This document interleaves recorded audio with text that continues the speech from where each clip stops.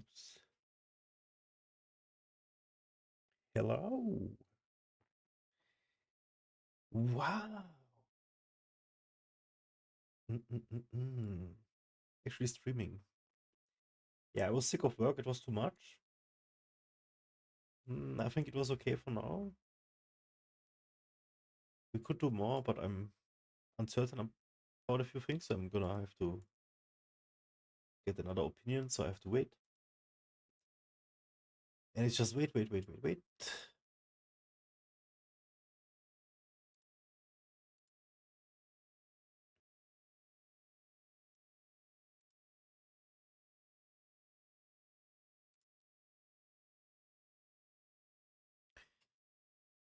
And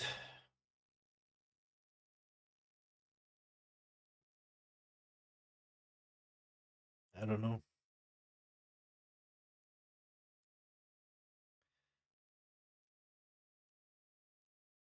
Just existing, I guess.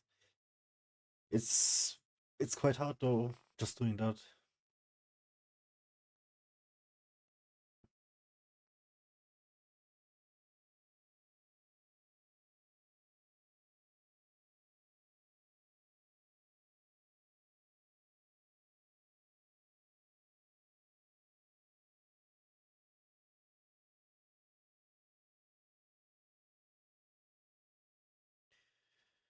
So I got a lot on my mind, so it's very rough times currently.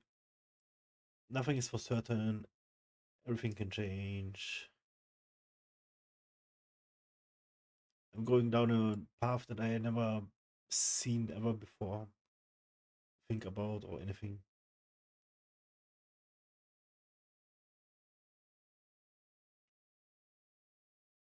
Trying to understand my emotions and regulating them and stuff, and it feels like detaching from whatever I have been up until now. Just become like this new person, and I know I'm gonna have to go this way because that's the only way, but it's so scary.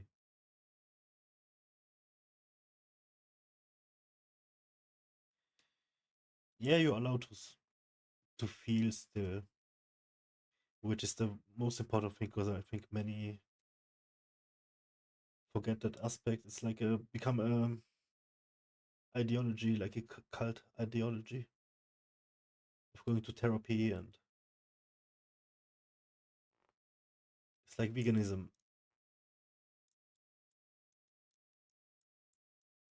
They actually don't quite understand all of the movement. You have to take the positive part, see its potential, and just let it work. Be part of it. But you have vegans, for example, wishing death upon other people because they're eating animals, for example, right? And like this hardcore fanatics in all kinds of niches. I just say veganism because that's the first thing that jumped in my mind, but it's on so many things, and it's something with therapy now, I think too, where people would completely dehumanize and forget all empathy, and yep.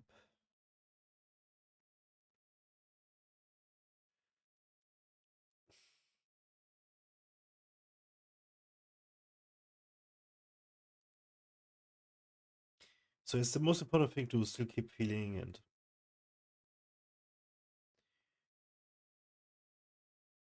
not letting your feelings out, and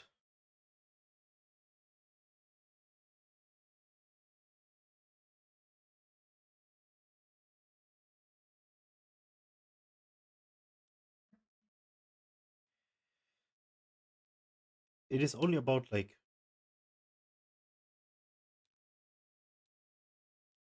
being able to not act out of emotions, and it sounds rough when you say you have to suppress feelings. It also sounds rough though if you wanna say you have to master the feelings. All of this sounds so,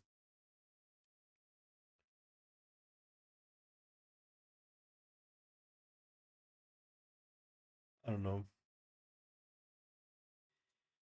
But it's still, it does apply.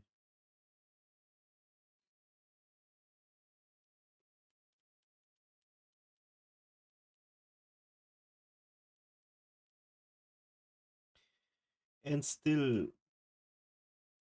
because I know all of these things, it's so scary. Because basically you have to like,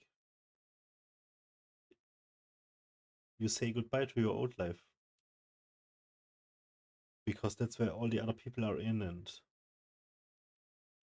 that's how they work and stuff. Because I said once, I think on stream, I don't know a single secure person. And my friends, I don't even have a handful anyways. And I don't even have like a real friend who I talk to with about anything. Like nobody. I can't think of anybody. Maybe my sister, but I'm not even sure about that.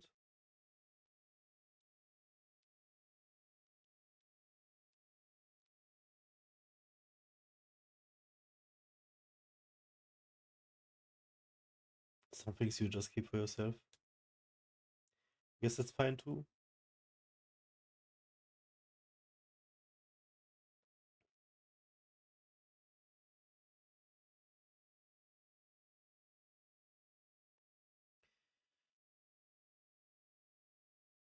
Hmm.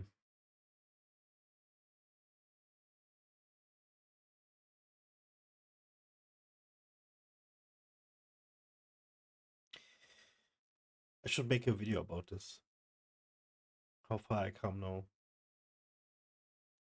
with understanding and if I'm even right. Like I need a second opinion.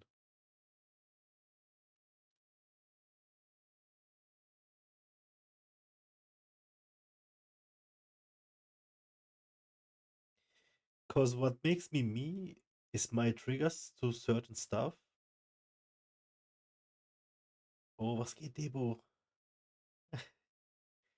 Was ist das für ein Smiley? Der ist ja cool. Big sad. Yeah. Because what makes me me is how I react to stuff, what triggers me, all the things.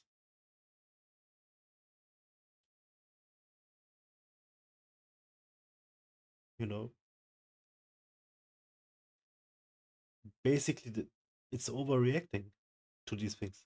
But maybe I can still keep feeling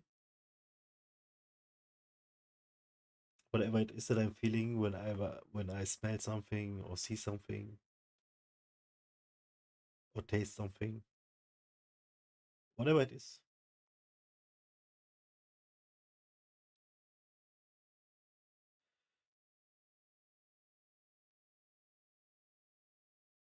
But it's gonna be different.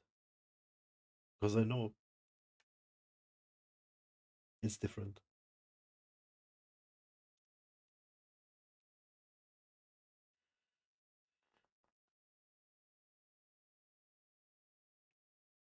I don't know. That's why I need a second opinion. Like, why am I going with this? What am I doing?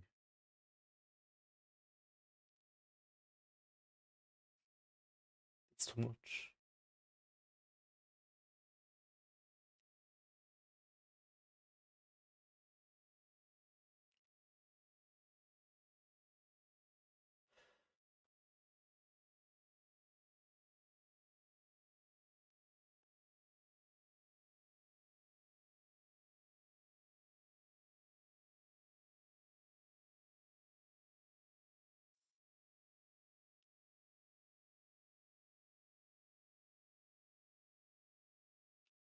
I'm scared.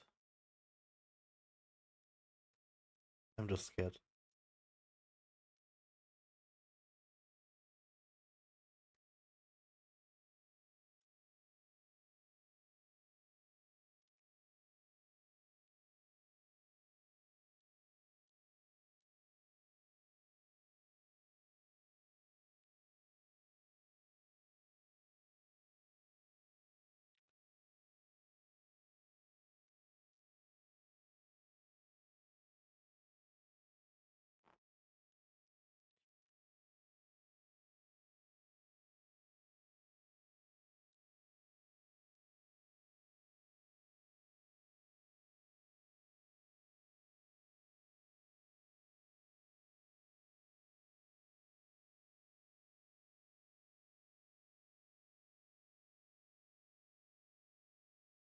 Okay, so we have to breathe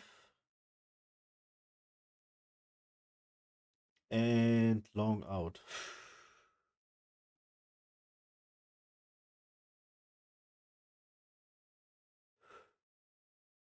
And bam, it works. Immediately.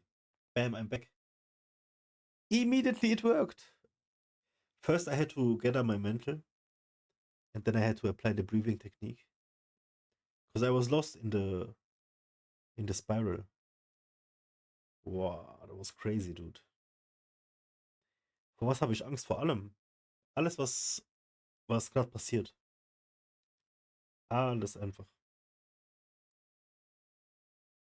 Alles wird neu.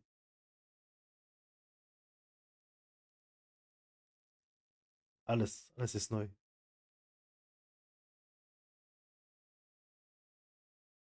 Ja, komplett neues Leben.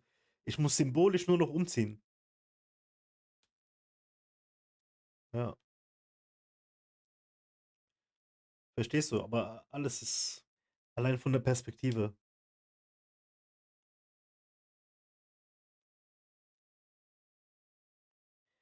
Ich weiß nicht, was du meinst mit besser, aber mir selbst.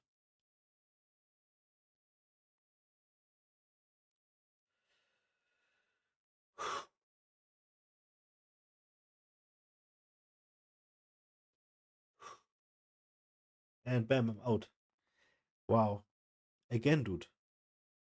Look, all these triggers. And I'm out. Lol. This is so sick. Oh my god. This is so sick. What the fuck? Einfach direkt nicht mehr traurig sein. Direkt aufhören.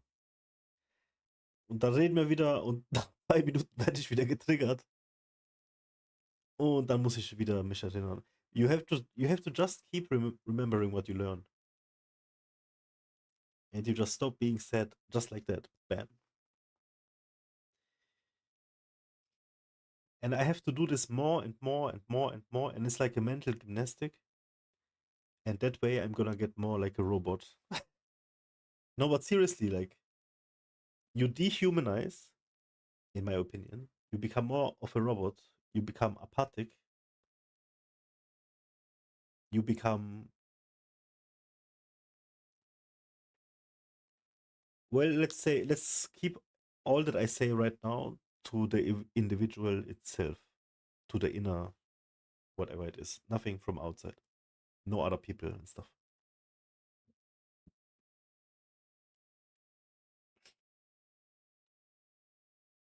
Man, everything is so depressing. It's horrible. But I'm trying to do this gymnastics, mental gymnastics, and stuff becomes better. This is so crazy though. What a roller coaster. What the fuck, man? But that is like one of the biggest problems that I have right now. Because I have so many years under my belt with this brain, with this. It's gonna take so long to unlearn, to not feel sad all the time, you know. I think I accept, but I'm not. I'm not.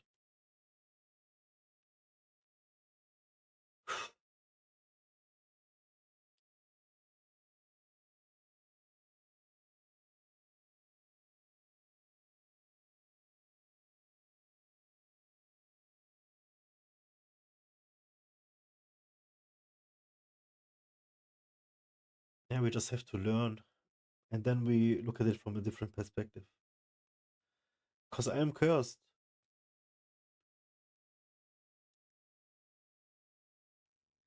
It's like I'm Senwa. It's an old curse, you know.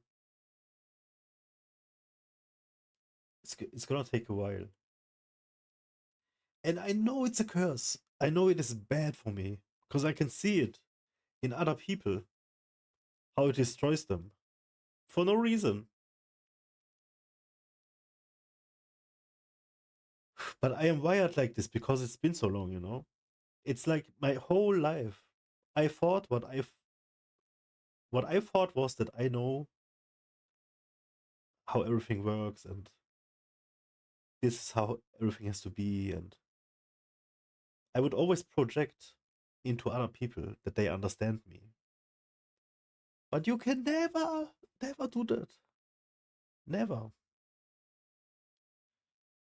So I have to leave everything. A few years ago, I did an ego death, full ego death. It was horrible. I practiced a lot for like half a year or something to like really not care about anything. And then what happened was I noticed suddenly people would just run over me. So you always need an ego. You actually need a healthy ego. It's called a healthy ego. And that was like something big right now. Like so that was something big as of right now. It's like it's gonna change me. I know it. It's like when the first time I take LSD or mushrooms, it just changes you.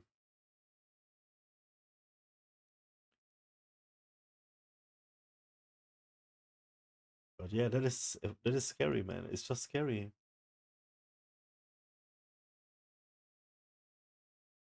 Everything is an illusion as well. All the problems that I make,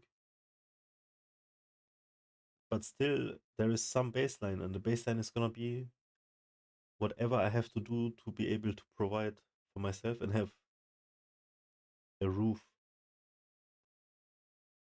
right? Because like being homeless is no option. Imagine, imagine, dude. Oh my god, poor devils. I feel so sorry for them.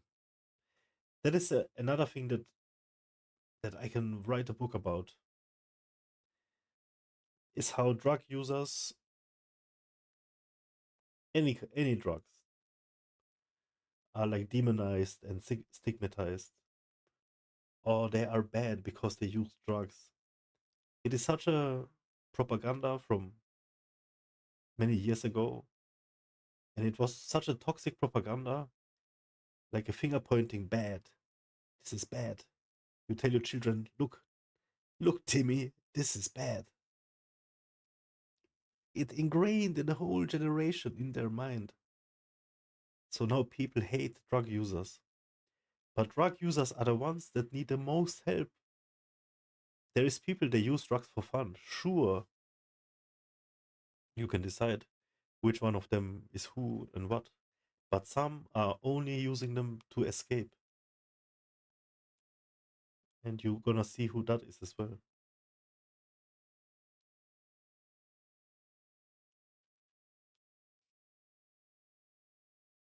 It's so unfair, dude. Everything is so unfair.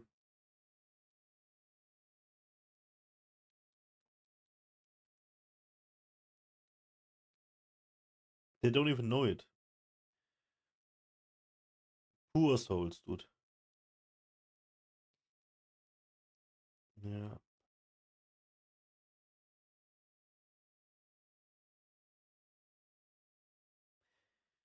man. It's so stupid how everything is tied by money with money.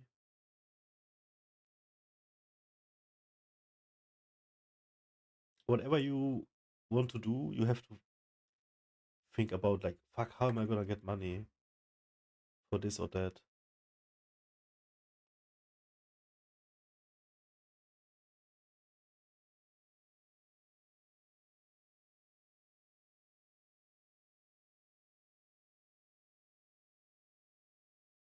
Hmm.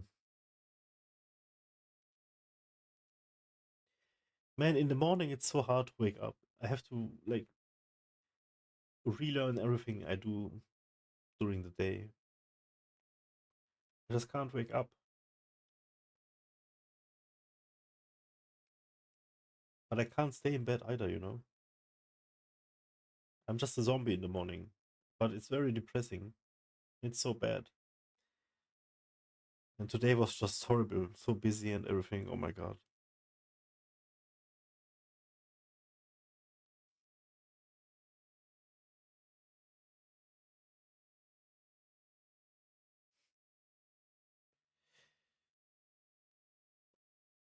And then most of the days last week, I was just able to, make a song. And you know how I look when I make a song, dude? I just sit there and do all the things, and I'm just crying because it's so beautiful.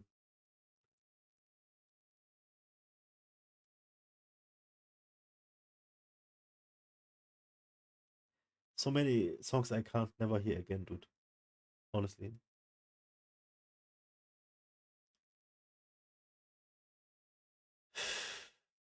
Gonna make another one tomorrow.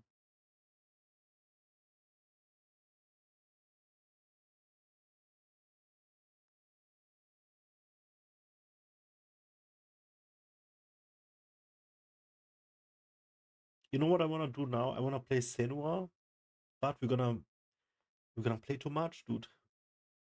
And the game is already over, I think. Let me check how fast you can beat it.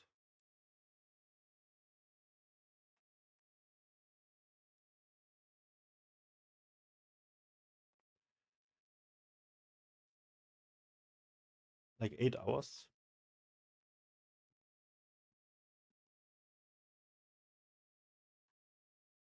And I am now.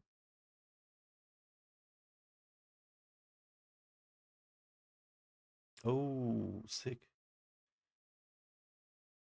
We are now 4 hours, 4.5 hours. So we are like halfway.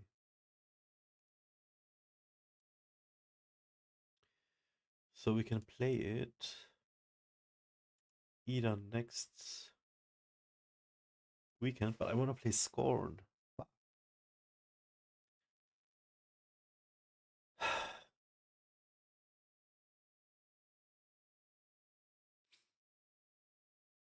Chebo, was machst du?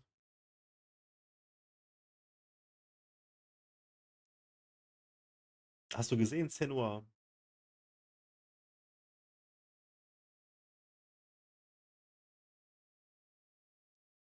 Ich habe den ganzen Tag gearbeitet, ich habe keinen Bock mehr.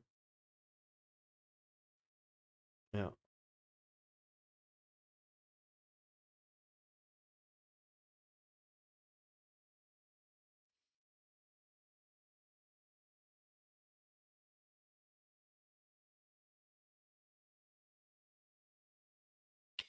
Wow, weißt du, wie cool das Game ist? Guck dir das Let's Play an. Auf YouTube habe ich Playlist. Fertig, gib dir.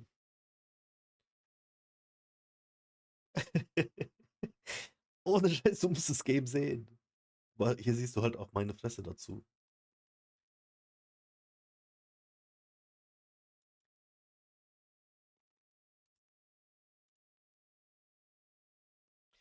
Das ist so krass. Es ist so krass, Mann.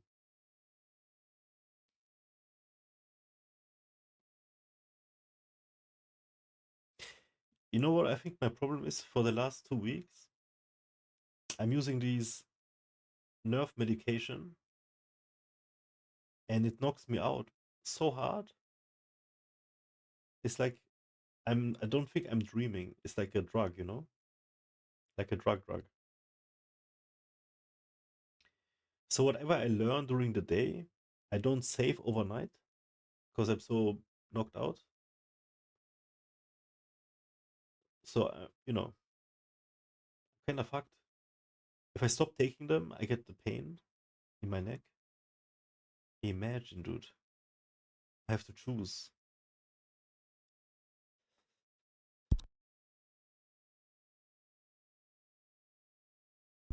Man, that's bullshit. Imagine.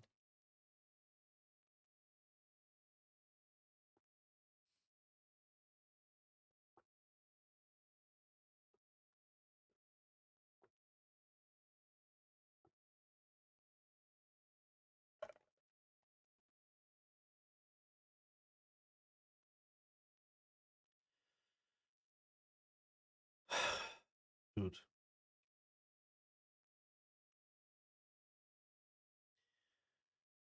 I don't know. It's like, where does talking about your feelings fall? Is that something that you don't need to? Is that a spiral itself? Because for me, it is therapeutic, you know?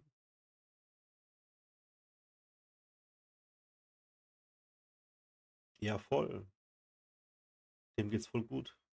Ich habe mich noch nie so gut gefühlt in den letzten 3, 4 Jahren, seit es so richtig schlimm ist.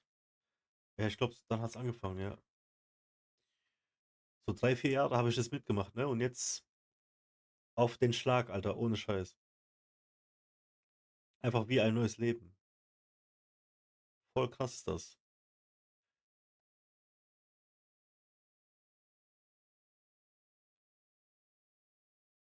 Ja.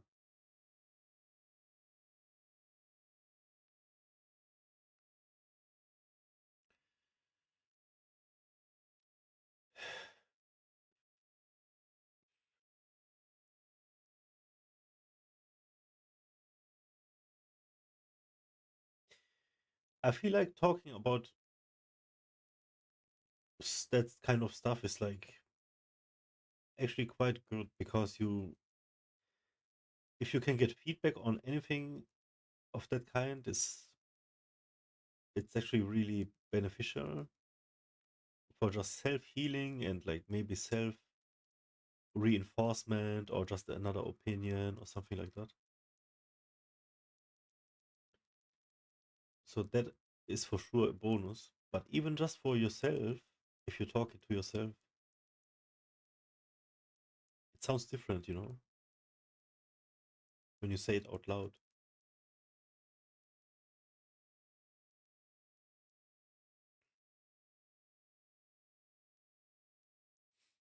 Hm.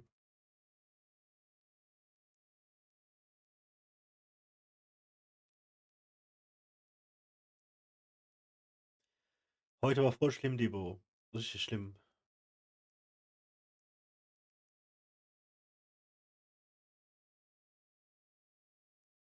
Ich habe echt,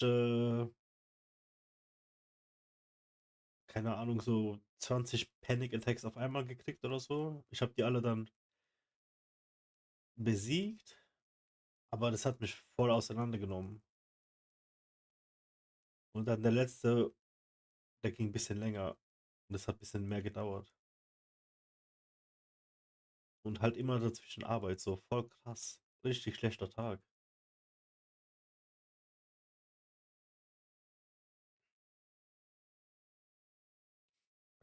Weil mich das immer noch beschäftigt, dass ich keine, wie sagt man, ich muss kurz das Wort übersetzen.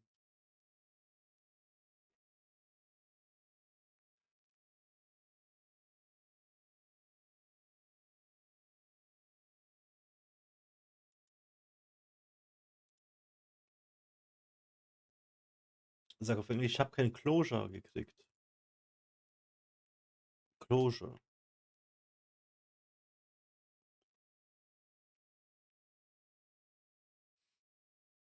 Das vernichtet mich.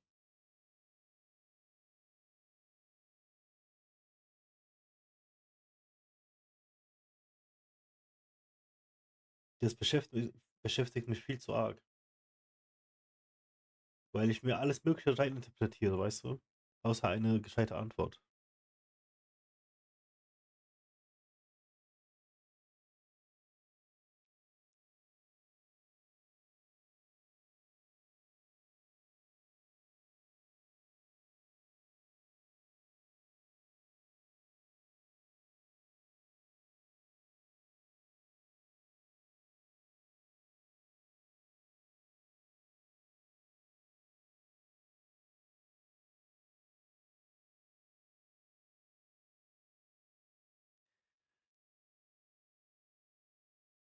Meinst du, dass ich das irgendwann nicht mehr brauche? Und wie lange denkst du, dauert das und was muss ich dafür machen? Ja, ich bin auf jeden codependent, aber das habe ich akzeptiert und ich habe das halt auch für mich ausgesucht. Weil ich glaube, wenn man sich gegenseitig aussucht, codependent zu sein, dann kann man sich gegenseitig in die Unendlichkeit hochschaukeln. Weißt du, wie ich meine?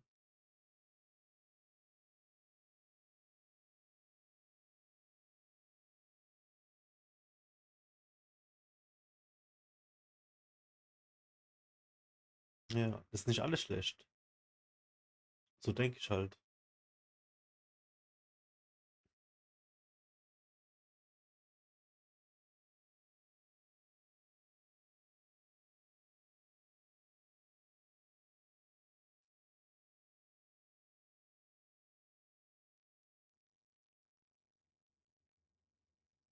Du setzt doch alles daran, damit auseinanderzusetzen. Was meinst du?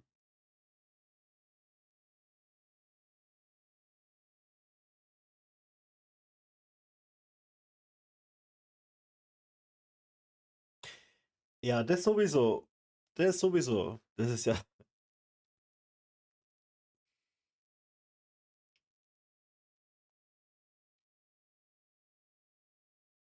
es ist ja sowieso und das ist wohl auch ein Problem dann, ha?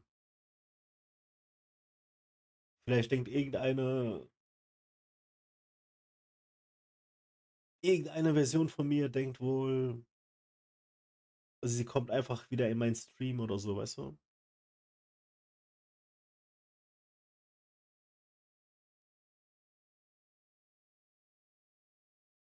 Ja, aber darum geht's auch, Alter, weil irgendwie klappt's nicht. Irgendwie klappt's einfach nicht. So jetzt gerade ist besser wieder, weil wir reden darüber und so, aber ich, heute war echt schlecht. Vielleicht klappt's auch und ich sehe es einfach nicht, weil ich nicht rauszoomen kann, weil es so lange dauert, weil es so zäh ist. Weißt du? Es gibt einiges an Kopium, das ich mir heute geraucht habe, was es angeht. Aber,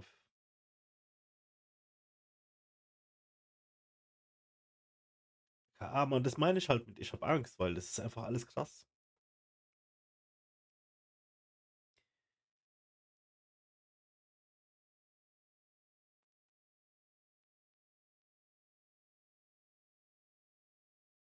Ja.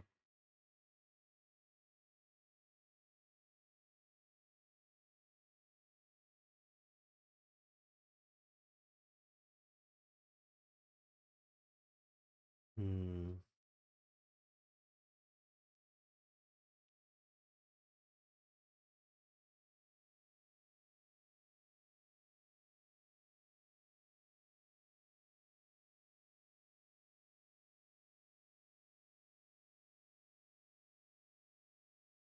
Ja, na, super.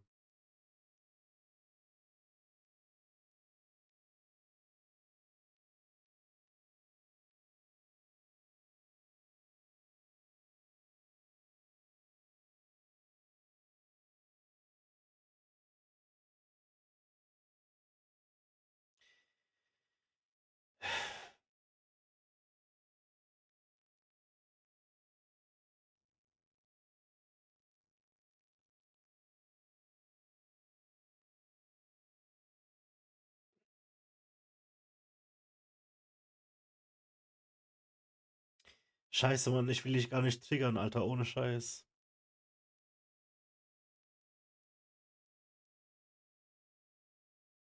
Dieser Channel,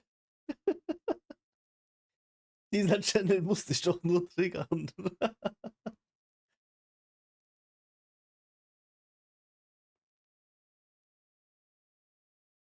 Hier ist Emo-Zentrale. Ich mache ein Lied morgen, das heißt Emo-Zentrale.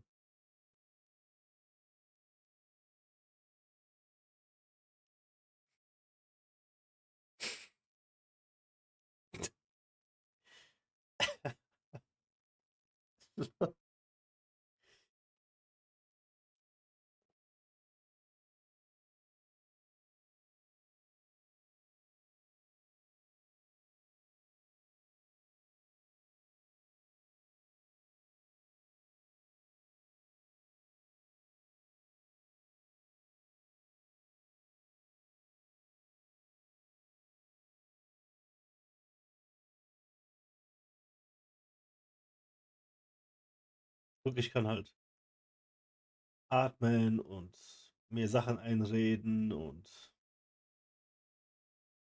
bla bla bla bla bla bla bla.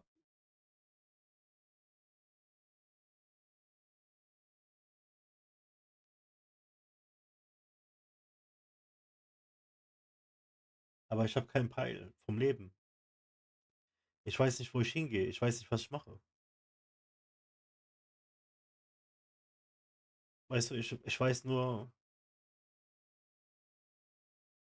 ja, fake it till you make it, so sieht's aus. Das ist echt der,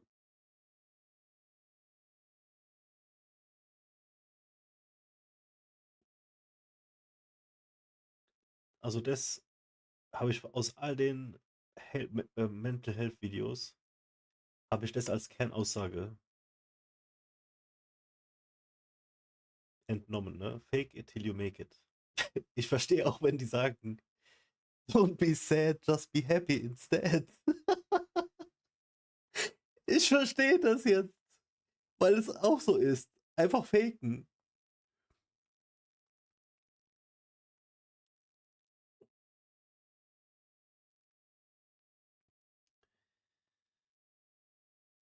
Ich habe halt echt keinen Peil. Ich weiß nur so, einfach Geld machen, Sachen lernen, trainieren, bis mein Testosteron anfängt runterzugehen. So, das ist der Rohling, so, weißt du? Der macht jetzt seine Sachen und dann, was mache ich dann? Ich weiß nicht, ob ich Kinder will. Ich weiß nicht, wo ich in 5 Jahren bin, ohne Scheiß. Alles ist viel zu krass.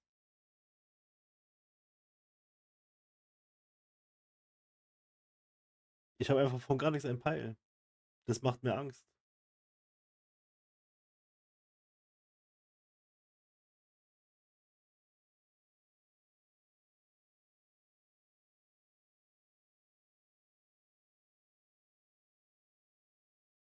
Hm.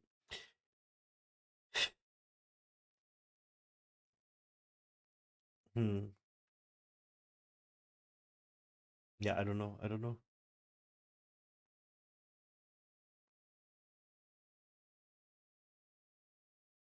Just stop be sad and be happy instead.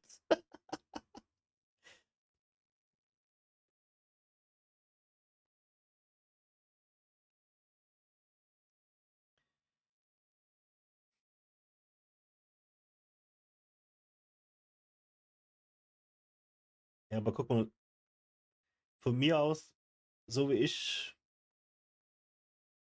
keine Ahnung, Mann, ich traue mir nicht zuzusagen, so, ich kann trotzdem ein guter Elternteil werden. Oder ich ändere mich jetzt. Ich bin jetzt safe, secure. Weißt du, ich bin ein Mess.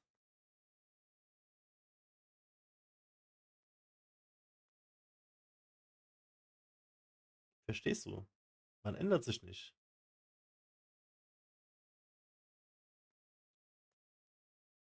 Aber vielleicht ändert man sich doch. Und das habe ich kann es sehen, ich kann es mir vorstellen. Besonders für jemanden. Und das ist aber wieder codependent dann, oder?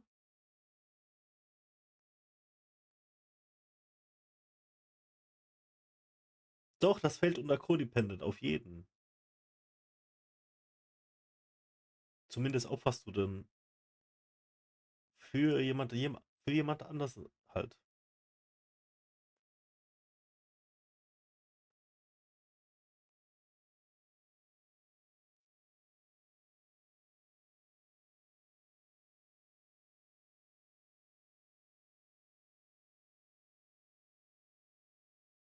Mache ich das wirklich? Ich weiß es nicht. Keine Ahnung, was ich mache.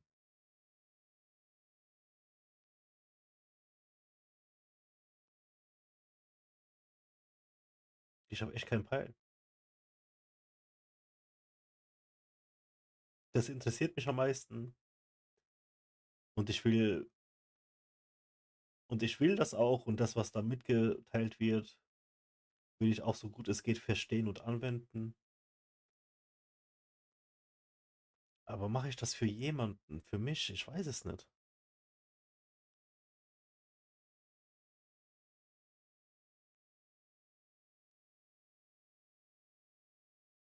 Nee, aber du musst mir versprechen, du darfst niemals so vergessen, deine Gefühle zuzulassen und zu fühlen und apathisch werden und diese Welle mitreiten, jeder wird therapiert, aber die Leute nehmen die Therapie falsch auf.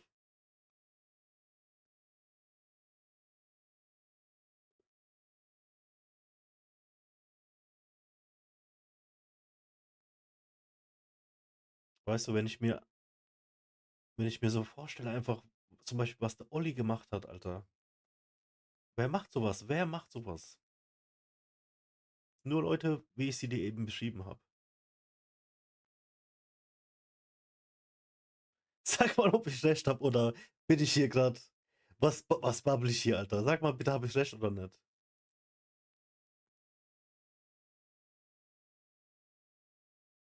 Auf jeden. Ich schwör, gell?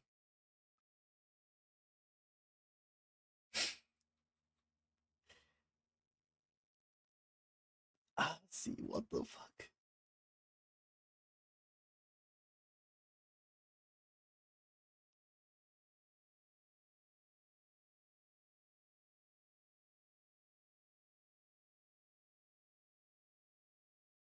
Ey, ich glaub's nicht, Mann.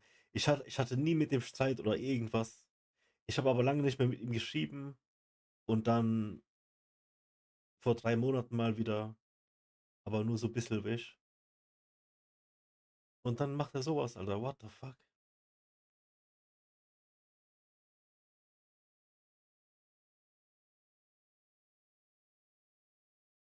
What the fuck?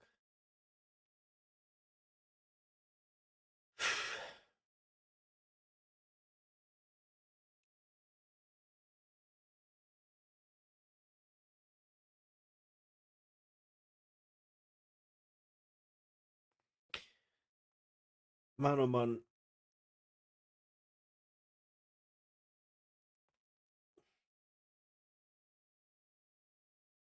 Ja, ich komm auch nicht drauf klar. Ich komme auch nicht drauf klar. Ja, auf jeden. Auf jeden.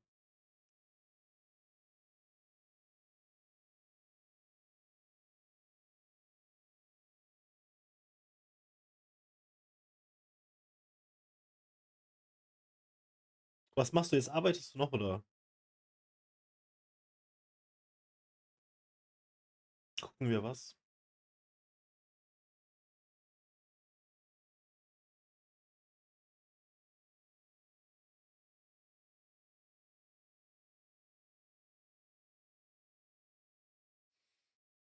Okay, dann lass was gucken. Ich habe hier ein paar Sachen. Bundestagswahl. Hast du geguckt? AfD 20%, ne? Ich habe den hier noch nicht geschaut. Wir können den mal im Hintergrund laufen lassen, während ich nach anderem suche. Moment, ich mach mal kurz Sound an.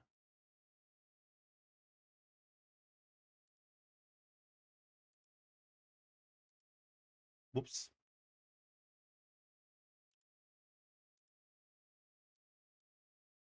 Deutschland bekommt einen neuen Bundeskanzler. Okay. Das kann man nach den ersten Zahlen zur Bundestagswahl 2025 mit an Sicherheit grenzender Wahrscheinlichkeit sagen. Okay. Friedrich Merz von der Union wird mutmaßlich nächster Kanzler der Bundesrepublik Deutschland. Was sollte man sonst wissen zu dieser Wahl? Welche Ergebnisse gibt es und was ist noch offen? Alles in einer Zusammenfassung jetzt.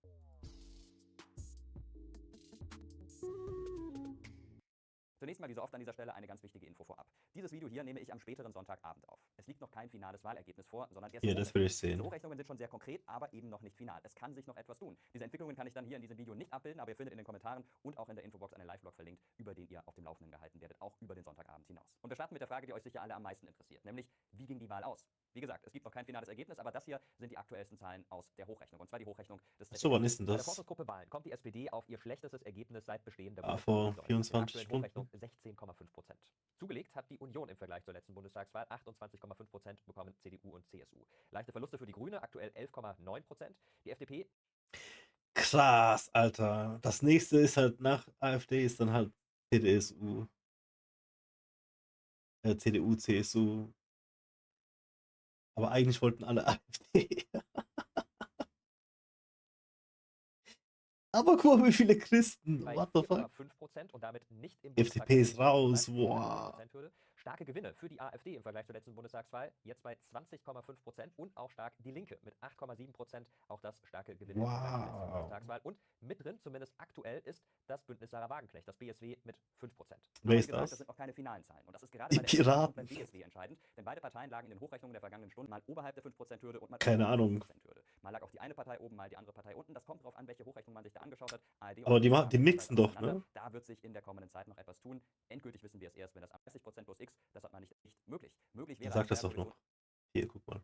aus Union und AfD und eine Regierung an. Ja, Wo ja. also aktuell schaffen könnte, im Bundestag zu bleiben, die FDP aber nicht. Das würde letztlich bedeuten, eine Zweierkoalition aus Union und SPD wäre nicht möglich. Möglich wäre eine Zweierkoalition aus Union und AfD. Das hat Friedrich Merz, der Kanzlerkandidat der Union, im Vorfeld aber immer wieder ausgeschlossen. Auch wenn Alice Weidel, Kanzlerkandidatin der AfD, nach der Wahl gesagt hat, die Hand sei ausgestreckt, hat sie selbst eingeräumt. Man gehe nicht davon aus, dass Friedrich Merz diese Hand nehmen würde. Heißt also, es bräuchte ein Dreierbündnis. Union, SPD, das steht sicher. Aber wow, können die das einfach so machen? BSW käme da in Frage. Oder aber die Grünen. Nur beide Ja, Parteien die Grünen werden nicht genommen, unbedingt auf die jeden. Koalitionspartner der Union, um das mal vorsichtig zu formulieren. Mit den Grünen hat Markus Söder, der Chef der CSU, im Vorfeld auch eine Koalition ausgeschlossen. Bliebe das BSW, das hätte man auch schon auf Länderebene seit dem vergangenen Jahr. Ob das dann tatsächlich auch umgesetzt wird, das steht in den Sternen. So viel an dieser Stelle erst einmal zu den entscheidenden Zahlen. Wobei eine wichtige Zahl habe ich noch, und das ist, wie ich finde, eine schöne Zahl, nämlich die Zahl zur Wahlbeteiligung. Zwischen 83 und 84% der Wahlberechtigten haben sich dieses Mal an der Bundestagswahl beteiligt. Das ist der höchste Wert. Das ist voll viel, Alter. Das ist richtig gut. Und das ist in einer Wow. durchaus erfreulich, wenn so viele Menschen bei einer Wahl mitmachen.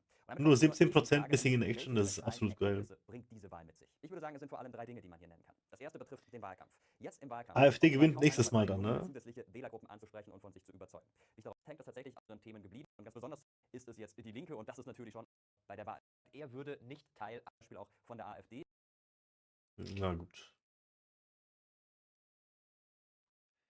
So, also was ich vorhin angesprochen habe mit, ich weiß nicht, wer ich bin und was ich mache. Habe ich jetzt gesagt mit, ich weiß nicht, wer ich bin? Ich weiß wirklich nicht, wer ich bin. Ohne Scheiß. Damage Sense of Identity, das habe ich immer irgendwie gespürt. Schauen wir mal, was sie sagen.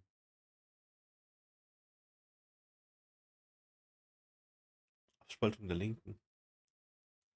Also ich glaube nicht, dass die irgendwas zu sagen haben werden. Die Grünen werden genommen und dann hat jeder ein gutes Portfolio, werden die sagen.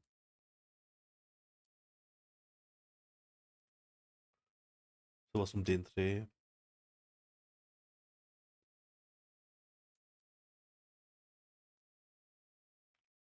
Aber okay.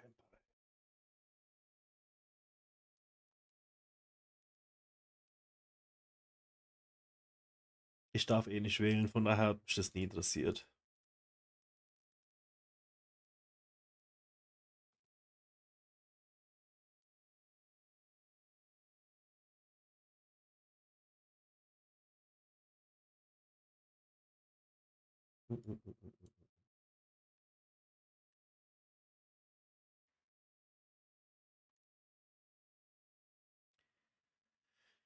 Alrighty, guys. So next we're gonna watch Childhood Trauma and Damaged Sense of Identity by Crappy Childhood Fairy. So I found her channel just 2 days ago, I believe, and there's gonna be many videos that we're gonna watch. Check it out. Need that. And my letter today is from a Cool. woman I'll call Sonia, and she writes, Dear Anna, I've been watching a lot of your videos and they certainly resonate with me. I really like the idea of writing down what my dream life would look like. That's at the beginning of my dating course, which you can find down in the description section. She says, so I found a nice big pad of paper and my favorite pen, and I started. And after I'd written down some things I'd like to have, I realized that I haven't got the faintest clue what I want to do with my life. I've never had any idea, and I still don't have. I don't know what, if anything, I'm good at, and I don't feel passionate about anything. We just talked about this. So I've got my fairy pencil. I'm going to circle things that I want to come back to in a second reading. But let's read Sonia's letter all the way through and see what's going on. Okay. She says, if I could just win the lottery, I'd be on Easy Street, traveling around a bit, seeing interesting things, putting my daughter through college, and getting out That's of my so true. Just money. As it is, I can barely function. I get Just up and I go lottery. through the motions because I have to. I make myself carry on, mostly for my daughter's sake, but I feel my life is over, really. Wow. I'm 56, and I'm just so tired of everything. I don't want to do anything. Being richer would That make could be life me, easier, dude. What as the I fuck? never have enough money to get from one payday to the next. But I don't know if it would make me any happier in myself. I just don't have a clue what I should do next. Just raising my daughter, doing the housework, and trying to keep my head above water financially seems like enough without adding anything else. I can remember when I was 14, she says, telling my mother that I didn't feel I had any identity. There it is. That I had no idea who I was, and she didn't have anything to say about that. I think she told me to stop being silly, but the truth is that I still feel like that today. I was always good at drama at school because I could really inhabit a character. It gave me someone to be. My history is that I was born in the mid-60s in the UK. My parents were both spoiled, as they say. They were only children, and their relationship was violent and abusive from the get-go.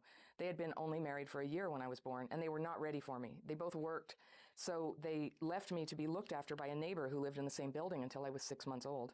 And then when she couldn't look after me anymore, my grandparents stepped in and took me to live in the countryside with them. My grandparents were good people, says Sonia.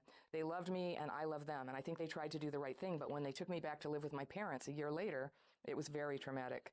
My grandmother told me that I was just learning to talk, but when I went back to my parents, who were like strangers to me, I stopped talking completely for quite some time. I think my mother tried to love me at this point, but I was not the child she had hoped for. Somehow I just didn't fit the bill. And then she got pregnant with my brother, and he became her all and everything, and she told me later that he was an easier child. She just couldn't relate to me. I don't have a lot of memories of this time, but I do remember feeling a bit hurt that she wouldn't let me help to give my baby brother his bottle. I wanted to help look after him, but she wouldn't let me get involved. She had to have this exclusive relationship with him, and no one else was allowed in. And one reason for this was probably the hellish relationship she had with my father, who would work out all his negative emotions on her. Oh, let me increase the volume here. He was a sadistic person. He's dead now, and I don't think anyone misses him much. I can remember her getting beaten up in front of me before my brother was born. Oh, that took a while to mention. So I would have been no older than 3, and that carried on through my childhood. My brother and I used to sit together at the end of the bed listening, paralyzed with fear, to the shouting and screaming coming from downstairs. I don't know what he thought, but I used to wonder if we would find her lying there dead the next morning. What I could honestly never understand was why, even if she didn't feel able to leave him on her own account, why didn't she leave him to protect us kids? We used to get hit too, and honestly the mental and emotional abuse was far worse than the physical abuse. He was a really mean person who used to get off on our pain and discomfort. He used to laugh when we cried. He really thought it was funny. I know it was the 70s and there would have been some stigma attached to being a divorced single mother, but my grandparents were alive then. I think they would have helped her. Certainly she could have gone there in the first instance, but she didn't. She stayed with him and we all had to endure his BS. Another low point was a period when I was left with a childminder, a babysitter, all day. When my mother went back to work after having my brother, I was about 3 years old, and I used to watch her walk away down the road from behind the garden gate and feel that my heart was leaving with her. The childminder was a really horrible, uncaring person, and I was terribly unhappy. And the other kids there didn't like me and wouldn't let me play with them. And the worst of it was that although I begged my mother not to take me back there, she ignored me and left me there again and again. I think that was where I really started to feel the deep sadness that characterized my entire childhood. I knew, even at that young age, that my mother was not going to protect me and I would have to rely on myself. And I did, and I still do. But there is a part of me that just wants to put down this heavy load. My grandmother told me it was very obvious to everyone how my mother favored my brother over me. I don't remember much about it except to say that when I was about 5 or 6, I used to regularly get very upset when my mother would spend half an hour each evening saying goodnight to my brother and then just call out a quick goodnight to me on her way downstairs without even coming in to kiss me. One evening I decided that I should probably go into my brother's room to join them if I wanted to be included in the fun, and that it was my fault rather than my mother's. But as I entered the room, they stopped laughing and joking and fell silent. All I could do was leave again and go back to my lonely bed. Oh, this is so sad. Another time I will always remember is when my mother had some fruitcake, which was my favorite at the time. And she divided it so unfairly between my brother and me, giving him the lion's share, obviously. And I said it was completely unfair and that I wouldn't eat it. And you know what she did? She told me to stop being ridiculous and forced me to eat the cake. It was incredibly humiliating. Of course, my brother is seeing all this and learning that I'm a person of no worth at all, a nobody. In fact, when he got older, he assaulted me. He felt he had every right. And as he said at the time, there was no point in telling our parents because I would not have been believed. That was what do you mean true. assaulted? My parents didn't believe anything I ever said. He got the message that he was the good child and I was the black sheep. And even though I don't think I did anything to deserve that, when I did well, for example, I won an end-of-the-year school prize for story writing. You are a good writer. And got given a big silver trophy with my name on it. My mother disregarded it completely. She certainly never congratulated me. She acted as if nothing had happened at all.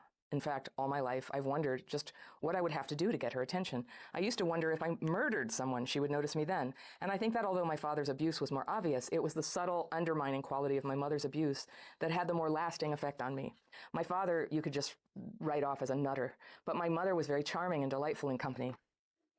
So no one would ever have believed that she was capable of being utterly cruel and heartless behind closed doors. Even now, my brother acts very pompous and entitled, and I'm still just a nobody in their eyes. They belittle everything I do and begrudge me whatever success I've had in life. When something goes wrong with me, I think they're happy as if that were the natural order of things, and therefore everything is right with the world. They're so toxic that I actually made the decision to cut ties with them completely a few years ago after yet another hurtful incident, and for the most part, it's been a relief. I did try sending my mother a birthday card. When she turned 80, and it just said, thinking of you on your special day with love. But I got no answer, and she has never phoned me ever. It always had to be me. So in the end, I just stopped. And guess what? They were outraged, as if, how dare I do that? But this is my life, and I'll do as I see fit. At least that much is my right. Well, that's my story. What do you think, Anna? Why am I feeling this inertia now that's stopping me from moving forward, or even looking at the future with any kind of enthusiasm? What can I do about it? Best wishes. All right. From Sonia. All right, Sonia, gosh, this was very sad. I was near tears as I was reading this. It's a very sad letter. And I don't know yet if you've had a chance to tell your story before and get heard and get validated about this, but just in case this is the first time, it's very easy to see that you were gravely traumatized, and any problems that you're having at all could easily be traced to what happened to you.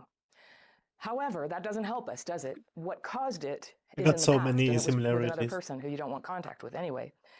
All your healing now is going to come from within in present time. So what I want to do is I want to go through and talk about what you told me, just to get to really be thorough with the validation, so that at the end of this process of reading this letter, we can send you on your way to begin working on you to rebuild and fill your well and change your life so that you begin to have joy and identity in what you do. It's not too late. You're about the age I was when I started Crappy Childhood Fairy. So I'm just saying, you know, being in your mid-50s, no big deal. Many things can happen in your life at that point and later. So this was interesting. You said if I could just win the lottery, I'd be on Easy Street and I'd travel around and I could get out of my lackluster marriage, which you only mention here once, I think, that you're in a marriage that's dull, and but you can barely function. And you say being richer would make my life easier. And it's true. Having some money makes life easier up to a point. And you're right. It wouldn't really solve the problem of your identity. Money is not the thing that it's not the thing that is causing the emptiness inside. It could be a symptom of the emptiness inside, but it's not the cause. So I love that you were good in drama school, that you could really inhabit a character. That's what a lot of us do. We take the wound that we have and we do something incredibly creative with it. And there's nothing wrong with that. And one of the things I want you to write down is to consider going back to acting classes, because it does give you joy and it does give you a forum to inhabit a character who can express herself, right? And my history, you said, okay, in the 60s, this thing where your mom worked and the fighting and the violent relationship and her physical and emotional abandonment of you, I was thinking, oh, maybe it's postpartum depression. But then when the brother came along and she was so into him, I mean, one thing I've heard, I'm not a therapist, but I've heard that narcissistic parents sometimes shun children of the same gender. That doesn't work for them because that's competition. And so that's possible. But I don't really want to take this conversation on, was your mom a narcissist? It sounds like possibly. I mean, something was clearly wrong with her. But it doesn't really matter. It doesn't matter what was wrong with her. What happened, what matters right now is the consequences to you, the symptoms in your life that you're experiencing right now that are holding you back from being fully yourself and enjoying your life, you know, enjoying your time on earth. It's your time on earth just as much as anybody. So we want to help you have that. And she's just like, you know, she's out of the picture now. Thank goodness her damage is done. And now you can clean that up and move on. But here's what you told me about them. So you went to some neighbor, then you went to the grandparents, and that was nice. And they loved you, and they were good people. That reminds me, there's a movie called The Quiet Girl, if you haven't seen it. The Quiet Girl. It's an Irish movie about a girl who goes and lives with relatives for a while. It's beautiful, not too triggering, and you might enjoy it. Your mom took you back. You had to go back to her, and you were very sad, and you were just learning to talk. And when you went back, you lost the ability to talk. So just for reference, I have a friend whose mother took her own life when my friend was 15 months old, was just beginning to talk, and the same thing happened. He stopped talking for quite a long time. And that's what trauma's like. It just hijacks natural brain development. And that abandonment by loving people who were reflecting back to you, I suspect your grandparents were giving you face-to-face contact and babbling with you and enjoying you and looking you in the eyes and playing with you. And to lose that was a great blow and injury to your neurological development. And I'm just going to say that is one possibility of where your detachment from a sense of identity came from. That's such a tender age. I don't know what age you were, but you were just learning to talk. So you were somewhere between 1 and 2 years of age, I guess, maybe a little bit older. Your mother tried to love you, but at some point you just weren't the one she wanted. And she got pregnant with your brother. And you know what, I'll just disclose. I had something similar. Girls were not favored in my family. And it wasn't, I think you had much harder things happen to you. I'll just say that, but it is very hard. It's sometimes worse than physical abuse because you just think like, what am I doing to cause this? Well, how can I win them over? Aren't I good enough? You know, it drives your whole life. That becomes your identity. It's like just trying to get seen. Right? Believe that. But he was violent to her. So I'm not excusing her terrible negligence towards you. I suppose in that time and place, if she was having trouble bonding with her child, and that happens sometimes, even to people who mean well and who are capable of doing a good job parenting, she was in a violent relationship. And so I can just see a lot of factors here that are whatever was in her makeup about how she handled and why she stayed with the abuser. She was deep in a trauma bond, so she was irrational. And a trauma bond is where somebody's alternatingly nice and mean and nice and mean, and these horrible fights occur, and then you make up. And it can lead to this very tight bond. And the thing is, you don't have to be a narcissist to respond to that. Even dogs respond to that, right? It's like this weird hack that's inside people. I don't want to say hack. I'm trying to get over this computer language about people. We're not computers. But it's a manipulative thing that even a healthy person can become extremely attached to somebody who does it's called intermittent reinforcement, you know. You're wonderful, I love you, get away from me. And growing up around violence, it's just so much of that. And as a child, and I grew up around violence too, it's like when it's bad, you get out of the way. And when it's good, you creep in with this huge hope, like it's going to be okay now. And maybe I can hidey them. I call it hiding them. You know, I'll just be so sunshine and rainbows that they will patch things up. And I would beg them, you know, please, mommy and daddy. A kid wants the parents to work it out. So everybody becomes invested in sticking it out when it's so terrible. So It's so it doesn't terrible, excuse dude. what she did, but it could explain it, right? What a horrible situation. And then your dad being a sadist and that he laughed when you cried and he thought it was funny when you were crying and getting hit. And yes, divorced single moms in the 70s had a little stigma, but not really. Like that's when it was really getting going, unless you were in some, like up in the north or a rural area or something. The 70s is when divorce was, you know, really coming through on a wave, and your grandparents would have helped. So I'm just going to say she had abused woman syndrome. She couldn't leave, and that is not uncommon. And it's a shame because from the outside, it's like, how could you stay when the kids are being so damaged by this? And it was just beyond her. It's sort of like something like alcoholism where you think, how can you keep drinking when it hurts the kids so much? But they can't stop. It's like such a compulsion.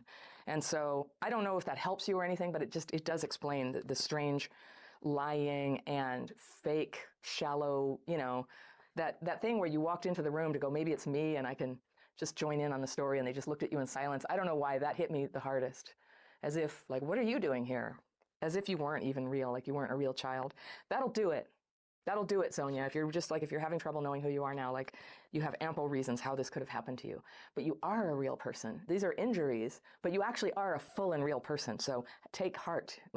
We'll go through this. So you went to some babysitter and you had to watch your mother walk away, and you got permanently sad. Yeah. And your grandmother validated you, and she said it was obvious, and you won a prize for story writing. And I just want to say, I heard that, and congratulations, bravo. Winning a prize in story writing is a formidable accomplishment. And your letter here is poignant and beautiful and well written. I think you're a great writer. And we have a couple of clues here.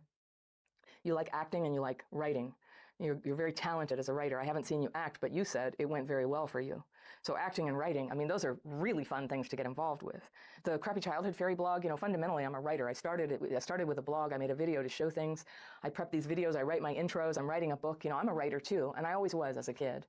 And so when you think writer, don't think it has to be journalist or it has to be any one type of writer. Writing is part of every creative endeavor and every communication endeavor, and there is so much room in this world for good writers like you. So this thing was very telling that your father came off as crazy, a nutter, as they say in Britain, and your mother was charming and delightful in company. That is a certain type. Yeah, and the people in the comments can comment on that and tell you what they think is going on there. So even now your brother is pompous and entitled. Yeah, it ruined him too, it sounds like. And you are nobody to him, so you wrote them off, and good. Then you had a little slip and you sent your mother a birthday card, thinking of you on your special day with love.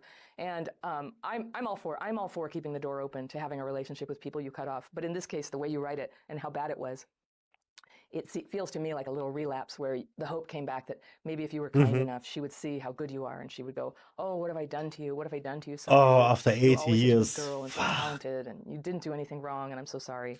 She never answered? She didn't. You got no answer and she never phoned you. You know, when people have made horrible mistakes and mistreated their kids, it seems more often than not, they do stop calling and they stay away. And if you ask them about what happened, it's not going to go well because they literally cannot handle the information that they did that. They feel so bad, but these are people who are so emotionally stunted. To let your ego they at have no the door. mechanism for, you know, recognizing what they did, having contrition and conscious about it, and saying something about, I recognize what that did to you, and I am so very sorry. Can you forgive me? It's not like that. She can't do it. I'll leave it in the comments, and I know there are therapists in the audience too, so, you know, please share with us your observations about this mother, what's going on. So you're saying to me, why am I feeling this inertia now that's stopping me from moving forward or even looking at the future with any kind of enthusiasm? That actually sounds to me like the freeze response, and it's very common. Fight, flight, freeze, and fawn. And freeze sounds like what's happening with you, and people become immobilized. The opposite is people get very amplified. They get either, you know, fighty, they want to attack, they're angry, or they become over-functioners. You're under-functioning. So over-functioners, they're like, I just never stop working, I'm going to do so many great things, my parents will finally love me. You're under-functioning, and it's just one role that kids play. You didn't choose it, it's just kind of how things played out. And you can heal that by working on your nervous system health. There's a couple ways you can do that. There's physical means, like yoga, dance, martial arts. There's courses you can take online with some very good practitioners out there. One I really like is Irene Lyon, Lyon, and she teaches a step-by-step process to reactivate and any form of coordination out of the freeze response, and it's very good. It's important. She knows what she's talking about. She's got a nice style that's good for traumatized people. Over in my program, you can learn the daily practices, which is where you can start to deal with the fearful, resentful thoughts that come up and clutter your mind and make it really hard to see clearly, like, what do I want? What would I like to try next? This, I think, is the secret to becoming your true self, is you begin to experiment with it. It takes experimentation, and you were denied the level of supervised experimentation that proper parenting is supposed to include. So you get to do it for yourself now. You've played your role, you know, you've lived your life, you have this marriage, everything is lackluster about it. There's not money. You'd like to leave. You can't imagine, you know, when you were trying to write down the ideal life, you couldn't do it. And I hear that a lot. So just know you're not alone. That is something that happens. There's just this big void there, a void of unconsciousness. And maybe it's because it was just too much for you. You know, you had too much going on to really develop that. Or being in freeze response, there's a part of your brain that's not switched on right now, but it's there, Sonia. You do have that part of you, and it's activated through practice. So one thing that happens when we live our lives in trauma is we have to start making our lives very small to cope. When you don't have good tools or support to start healing your symptoms, you know, and most people are walking around, they have no idea. For most of my life, I had no idea. You know, people go, oh, you need to heal. And I'd be like, I agree, but how? How do you do that? And so we know so much more now about how to do it. And so you need some curiosity. But I get it, when you're frozen, when you feel paralyzed in the house, like you can't get up, you can't leave, you can't find the energy to motivate, you need to begin with one thing, an exercise that begins to function like WD-40, right? To decalcify your thoughts and intentions. For me, that is the daily practice technique. It's a set of techniques where you write your fears and resentments twice a day. It's a special format that's designed to release them. It's not just naming them. We name them, but it's all a process of releasing, followed by resting and meditation, which allows your brain to put itself back together. And gradually over time, sometimes in big bursts too, which are pretty fun, things come to you. Healing comes to you. Something all of a sudden that was hard, it gets easy. Something that was unclear becomes clear. Something that you had no picture of, all of a sudden the picture comes to you. And that's a very good thing, is to start activating and receiving information from within yourself about who you actually are and what you want to be doing. Every single person has gifts to bring to the world. And when we can't, the whole world is suffering for lack of it. I mean, the world has a lot of problems. So let's just say that maybe your gift has to do with writing, or it has to do with performing. Maybe it's something like that. That's, you know, not dissimilar to what I'm doing. And I'm able to experience joy from what I do, but also I feel like I make a contribution to the world. And that's really where happiness begins. Everybody's meant to make a contribution. And everybody. And that's where the joy begins, is when you're doing the thing that you were really made to do. And sometimes we just have to do a stand-in. Like, I used to take carts at the grocery store from the parking lot, ones that they weren't even my cart, but I'd bring them back. I would just do something that was a contribution, because just doing one little thing can help bring you back from from that depressed, frozen place and start to introduce just a little ray of sunshine, a little bit of happiness back in your life. So I have some suggestions for people. In addition to taking my daily practice, which is free, and there's a link down below, I'm going to leave you with a download about how to feel happier. And it's about steps that you can take to start introducing some happy feeling into yourself, into your day, into your life, so that you just have a little bit to go on, so that you can take that next step. It's one step at a time. You're English, one foot in front of, what is it? Chin up, one foot in front of the other. My husband is English, and he said that to me back when I first met him, and I had no work. I was losing my house. It was 2009. You know, things were pretty grim in America, and I was a single mom. And but I was dating this very nice guy who ended up later being my husband. And he used to say, come on, chin up, one foot in front of the other. And that was kind of different than the California thing of like, oh, what are your feelings? How does what did your mom do? And I'm not making fun of that. Like, we all need to look at that. But when you were telling me what was wrong, you were very, very in touch with what had happened to you. You were beautifully in touch with what had happened to you. You had great insight. I feel like you're in a good place with that. And, perhaps you're working with a therapist, or you will again, or perhaps. But whatever you decide to do, begin to take action now to start to bring happiness into your life. Little bits of joy, just a little burst. Do you know those little candies? Well, in England, they have those pastilles. They're like tart, and they give your mouth like a little, that's how happiness, just a little bite of happiness to come in and energize your day a little bit, to start moving on, to go one foot in front of the other with your chin up. So everybody is suffering in the comments. And it is How to Feel Happier Right Now. And well, she didn't particularly give me an answer that I wanted to hear.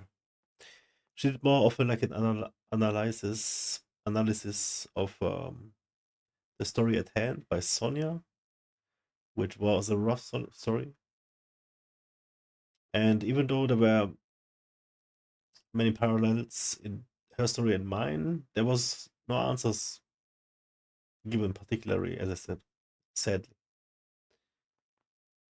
The donut thing I might check out at some point, but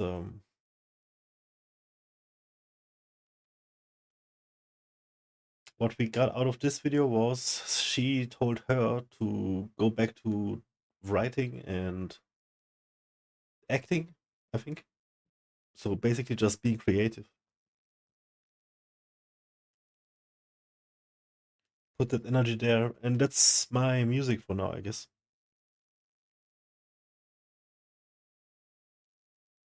And I gotta make some designs.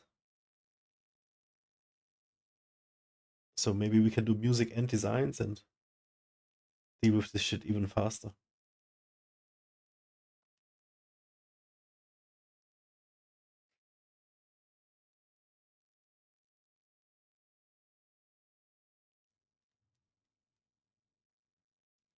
There were a lot of triggering moments in that story. I had to like apply some techniques.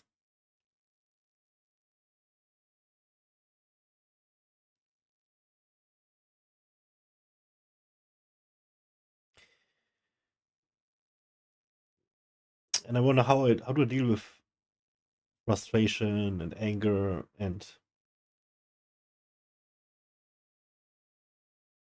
resentment towards my parents. Because every time I figure this shit out, it goes back to them being pieces of shit.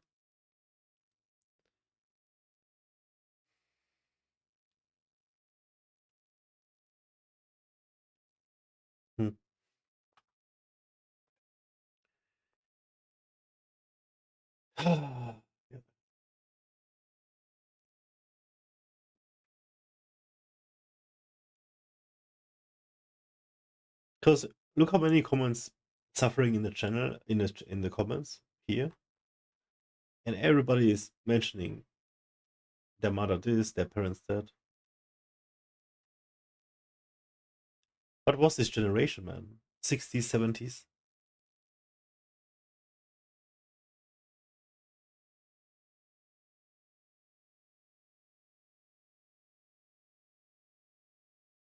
What a terrible generation, the boomer.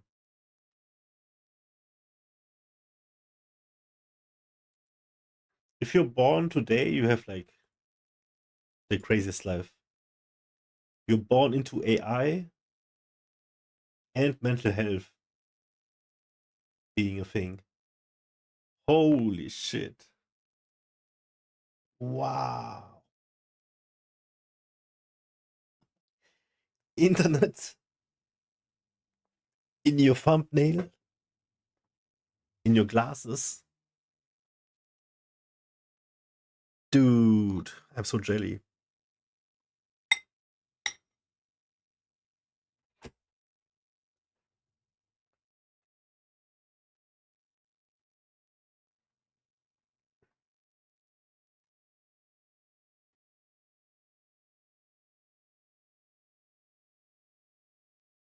Lost identity and rage. That's another one. So if she does the same thing, People I'm who not are gonna watch neglected in it.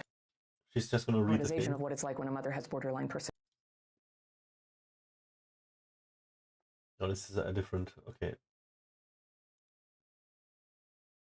she reading in this one?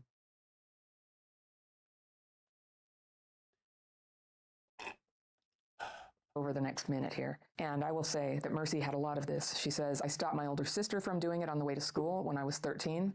My close friend from age 11 to 14 actually did do it successfully when we were 14. And I stopped my mother, she says, who was diagnosed with bipolar, borderline personality disorder, and depression. She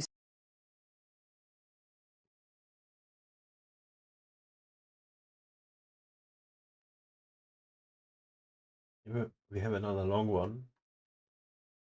But I think my mental capacity is like shut for today. I can't consume anything.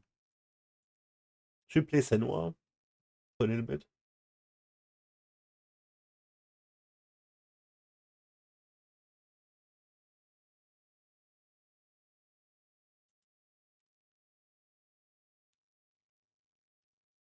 Debo, was geht bei dir?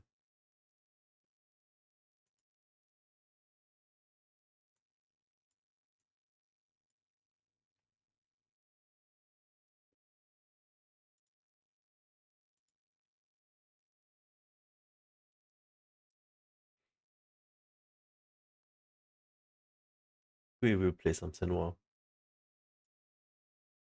Debo, aufstehen. Bist du noch da? Jo, Gude. Ich mache jetzt Senua an.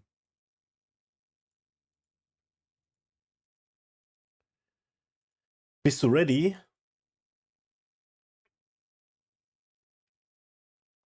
Okay, I will be back in 2 minutes.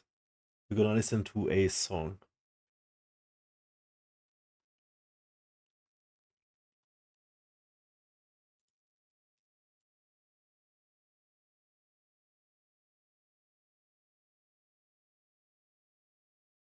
I know words feel empty in the dark, but hear me out, life is worth staying for. You don't know what's ahead. 5 years from now, you could be laughing, alive, unstoppable.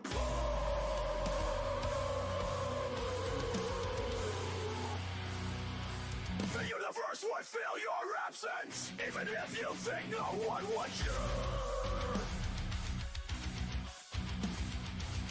You haven't met everyone yet. Somewhere, someone is waiting for you. Sunlight on your skin after a cold night. The smell of rain on pavement. Your favorite song at 2 a.m.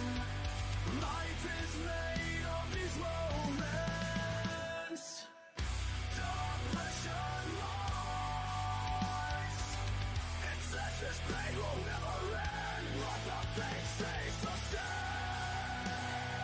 One day, without reality, the way to live. One day, but it can also the way will lift.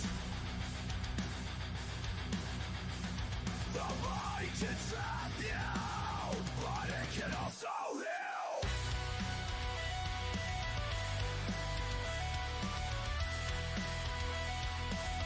Your presence ripple through the world.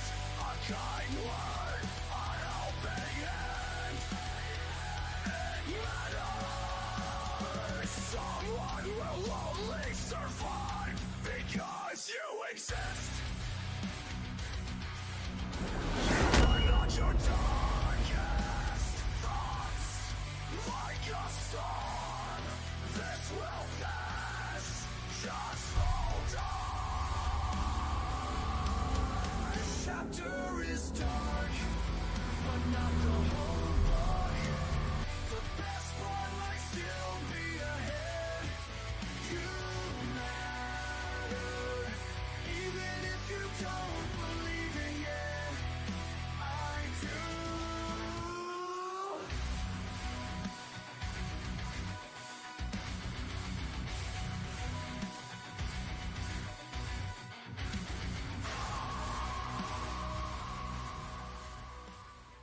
Okay.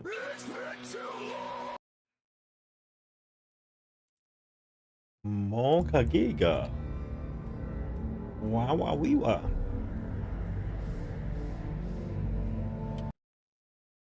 Let's get it.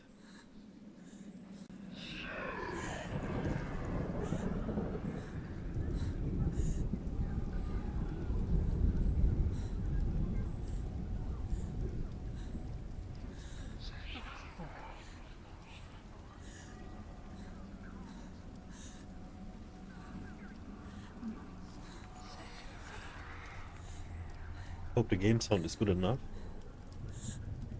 I will increase. Let's hear the loud parts.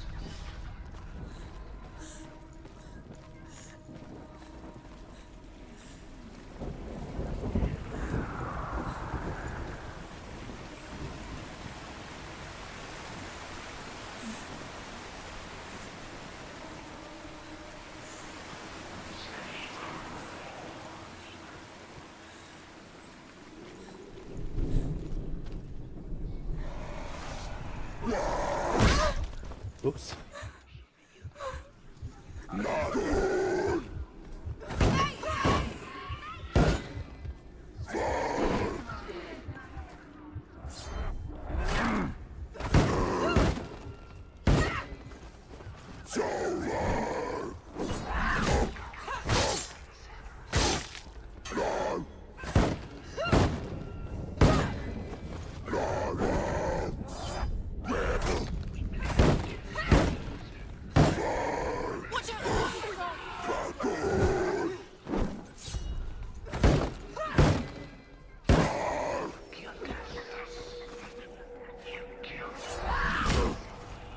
Oh, did we get him? Nice. Fucking shield. No, this is nearly the end. Let's go. Remember your training.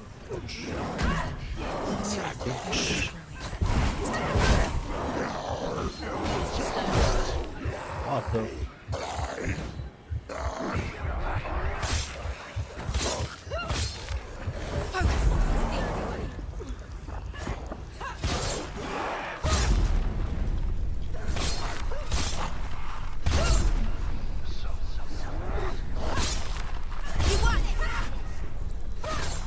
Got him.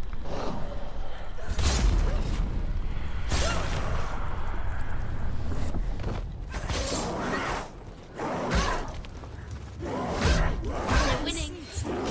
Oh, whoa, what the fuck? Holy shit. Oh my god. Focus. Get up quickly.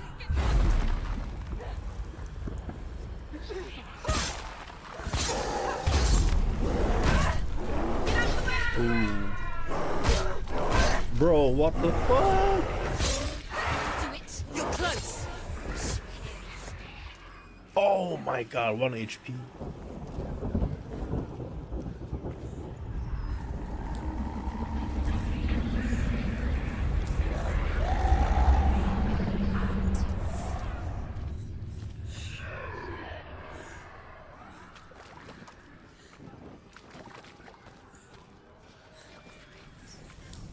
Holy shit.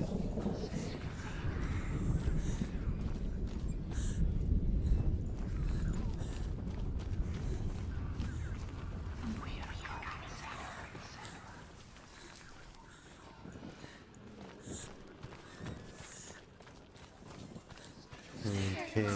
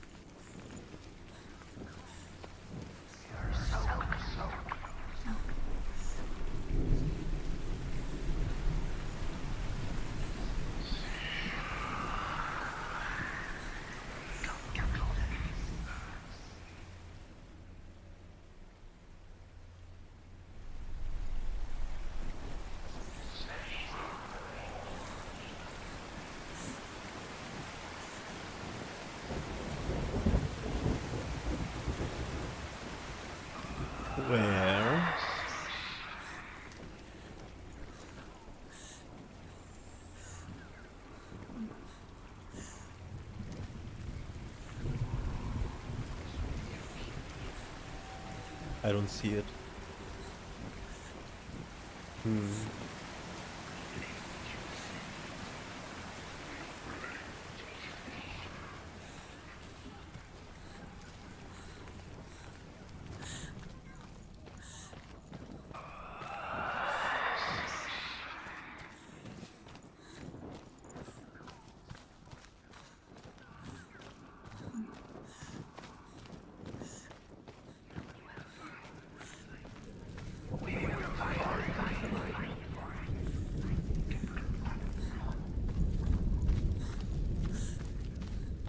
Okay.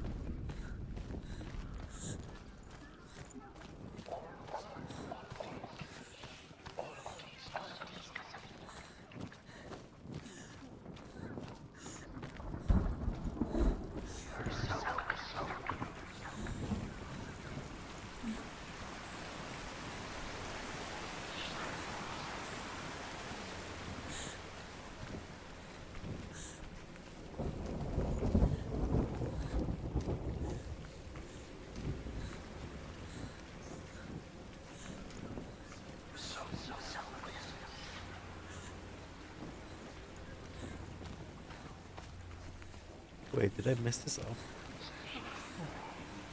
Oh, this is where you come out.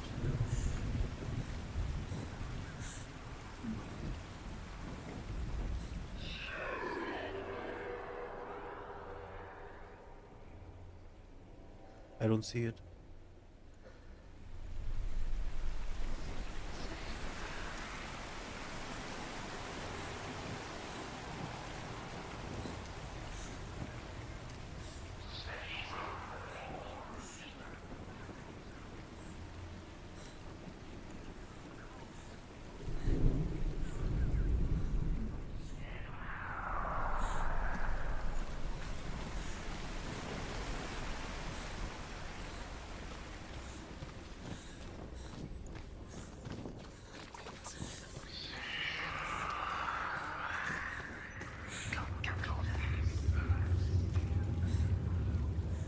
Okay, this is new.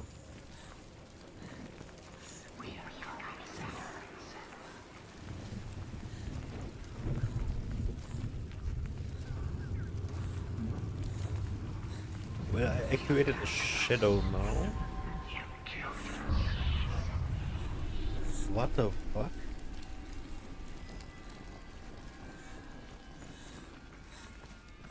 Okay.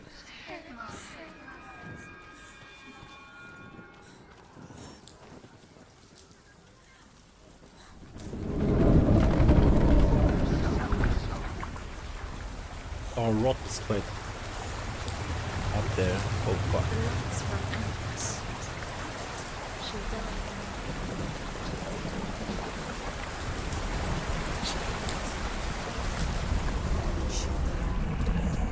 She hasn't. Her father tried to help. Holy shit. He was doing his best. She never, ever listened.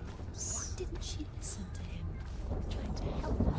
He was trying to save her from the darkness. Zinbel was right. Zinbel was trying to save her from the darkness. But she wouldn't. Stupid. And now everybody is dead. Because of her. It's all her fault. All her fault. Weak. She should have known. She should have thought. Why doesn't she learn? When will she learn?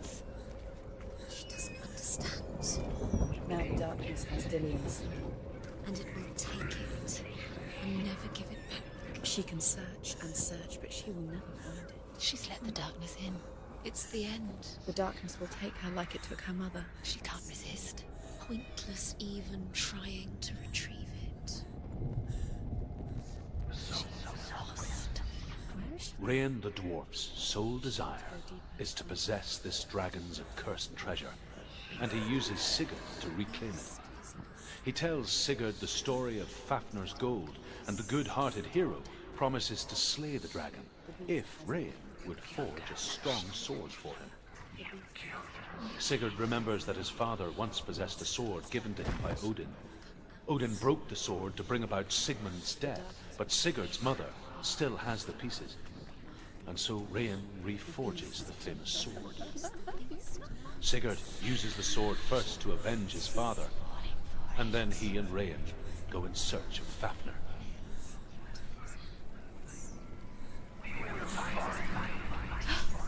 The dragon Fafnir is so large and deadly that it would be impossible to kill him face to face. But each day, Fafnir crawls across the heath to find water. So Sigurd digs a pit in the dragon's path and lies in wait in it. When Fafnir slithers overhead, Sigurd sinks his sword into the dragon up to the hilt. Sigurd leaps from the pit, and Fafnir sees his killer. He warns Sigurd that the treasure will lead to his death, as it led to the death of all who owned it. Sigurd replies that death comes to all men, and every man would want to be wealthy until that day. And he takes the treasure.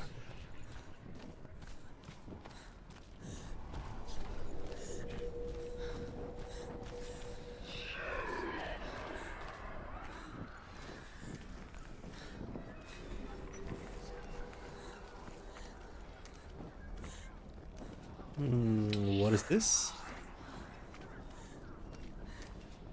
I have not been here, no?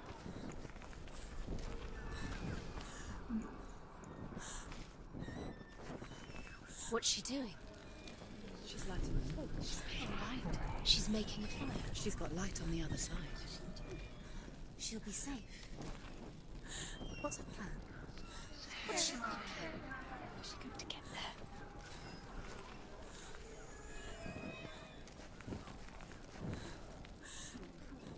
I see. So this is where I lose the torch, and then I need light on this side. Good.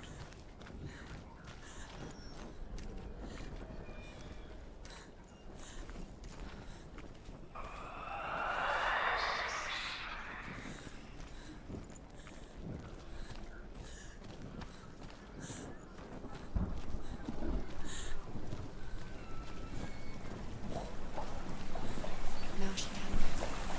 She can do it. Faster, faster. Keep going, keep going. Stop! Get through. She has to. Force it. Get up. Get up. What are you doing?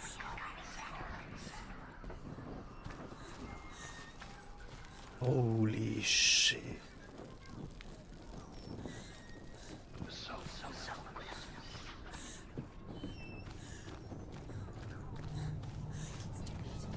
Follow you.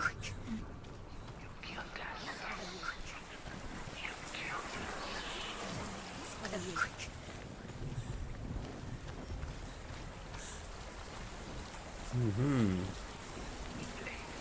There we go.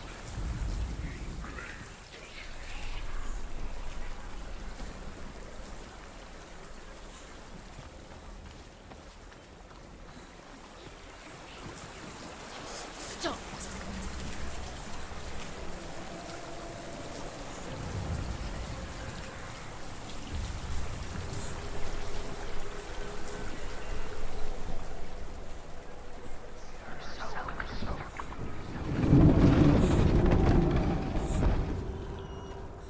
Dillian. She can't help but think of him. A tender guiding flame in a world so black. The longer it burned, the more she convinced herself that there was nothing beyond its reach. You have nothing.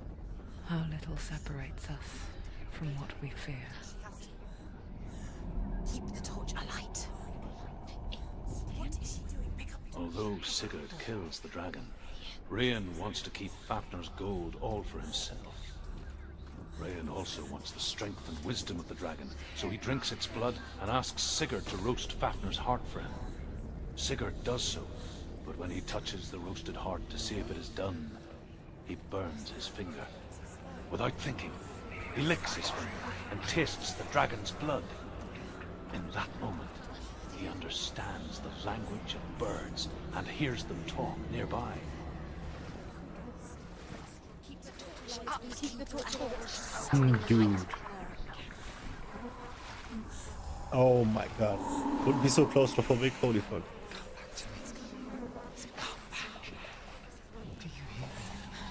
I wouldn't even fit. I would just get stuck and die. I'm coming. Okay. The darkness is here. Keep going. Just keep close your eyes. I'm dead? You see it. You see it. Dillian! I see you! The beast has Dillian! No! It's time. You're not taking him from me! Think.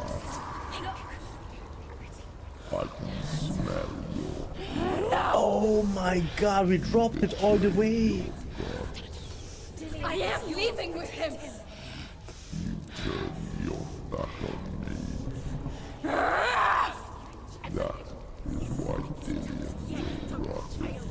Has to fight him. Fight! Fight the Dillian!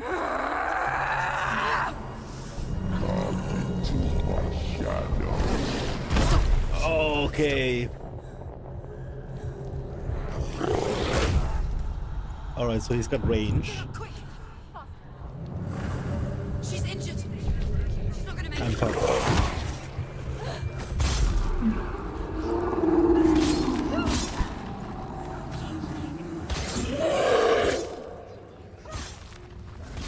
I was so lucky that we activated Darkness. Breathe the darkness. Whoa! What is happening?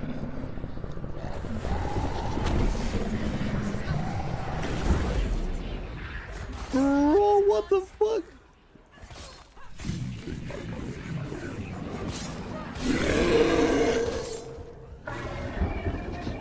Then listen.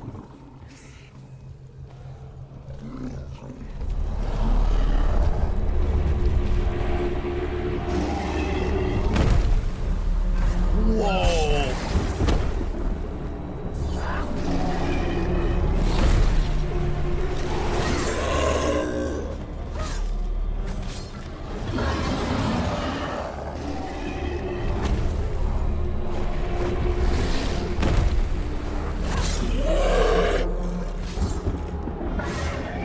Get fucked! Look, he's in the shadow. We must find him now. Oh! It's up. She's going to die. It's not over.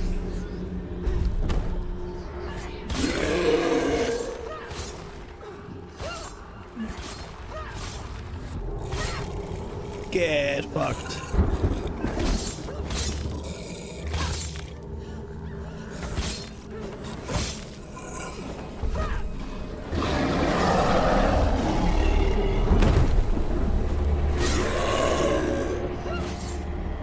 So he's phasing.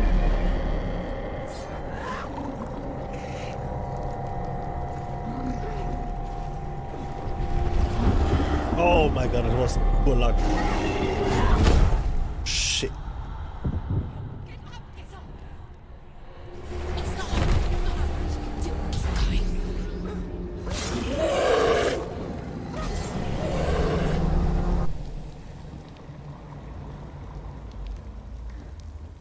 Bro. What?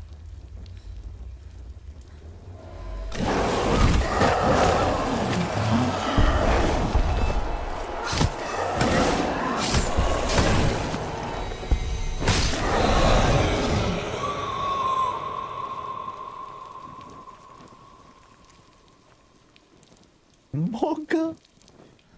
Dude, this scene was so sick. Evil as an unnatural, invisible force. With the darkness and everything. Gods for What the protection. fuck? But evil can come from the hand behind the gods. Not bad. A familiar Wow, what hand. is this floor? Cold and cruel. He tried to fix her with his rituals. Kept her trapped in that hole.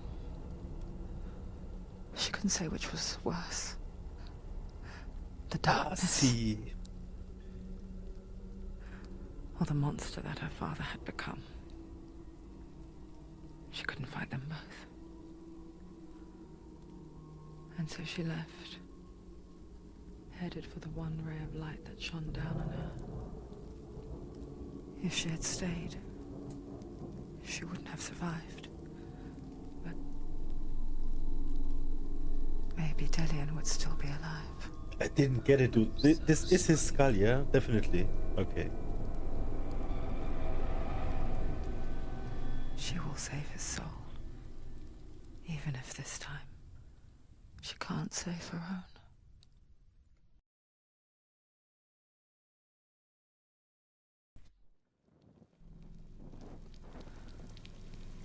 What the shit? Forgive me, Senua. I know you have no reason to trust me anymore. Shadow, listen. But believe this. It was my mission to make you hate. To hate the darkness with a passion so great. Wait, did we just focus TP? your mind on this quest. Without it, I Bro. would have left those slack. All this time, I've wanted to protect you from the truth that would have destroyed you a long time ago.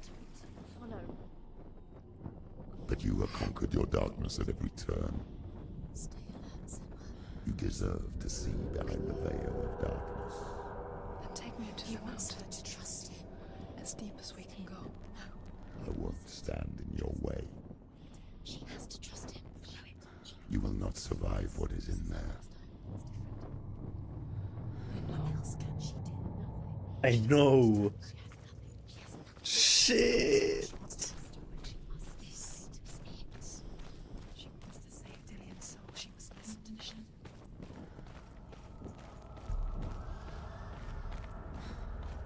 Going, Senua. Just keep going. It's too dangerous to listen. I know. Destruction is the end. What? Alice, Mother, I won't let the darkness trick me again. I know you're safe with the gods. Bro. This is too crazy, man. I can feel Hela's gaze, searching for secrets inside of me. Secrets that even I can't see. Ich komme voll nicht klar, das ist viel zu krass. I'm not here to fight my past. I'm here for Delian. I will fulfill my vow, whatever the cost. She has to kill Hela. It's the only way. Now she has Odin's. She can do it.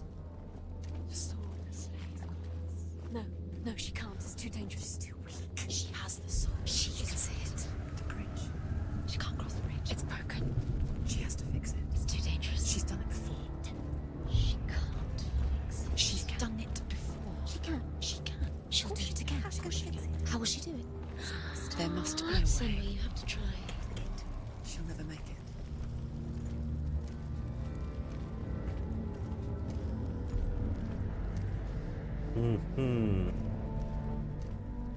Now the level are getting a little bit The more. Northmen say the world will come to an end. They call this Ragnarok, the destiny of the gods. First, there will be a terrible winter, 3 years long. Then, mankind will turn on itself. Brothers will fight each other to the death, and people will forget what they owe their kindred. Times will be hard. Crimes will be great. It will be an age of axes and swords. The wind will blow through abandoned halls. Wolves will walk where children played. The world will fall into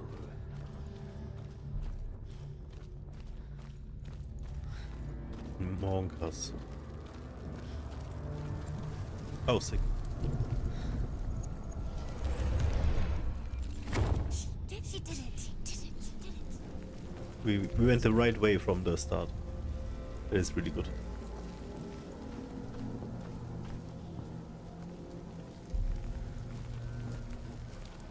I was wondering if we need to go down first.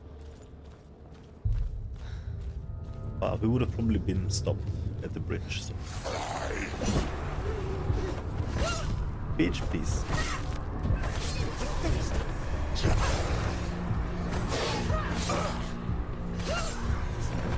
It's nearly done, Joseph.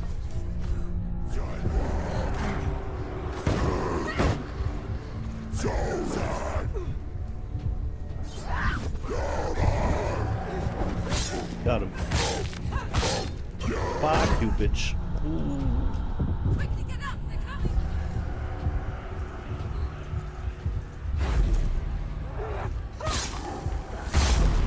Runs towards the front of the She's got her sword. Prepare your go! Attack! It's a triple. Don't let them surround you.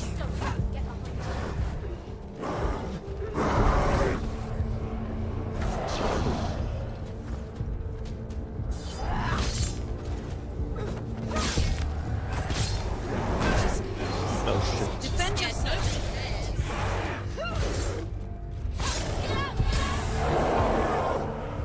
Going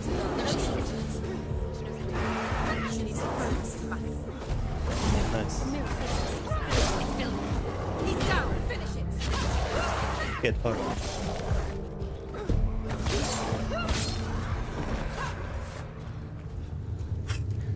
My heart stands still though. How will she do it?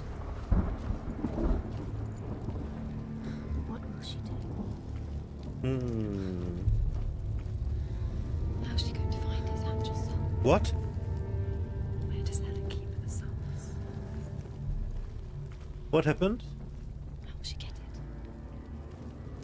What will Helen want? What was with the door? No, She'll kill her. she cannot bargain with Hela. She's not strong enough to kill Helen. What does Hela want? No one can bargain with Hela. What does Helen want? What can she give her? She could give her her own soul. No. Her soul's rotting. She'd rather die. It's a worthless soul. But it's all she has to give. She has a warrior soul. What more could she give? Fighter. A cursed soul.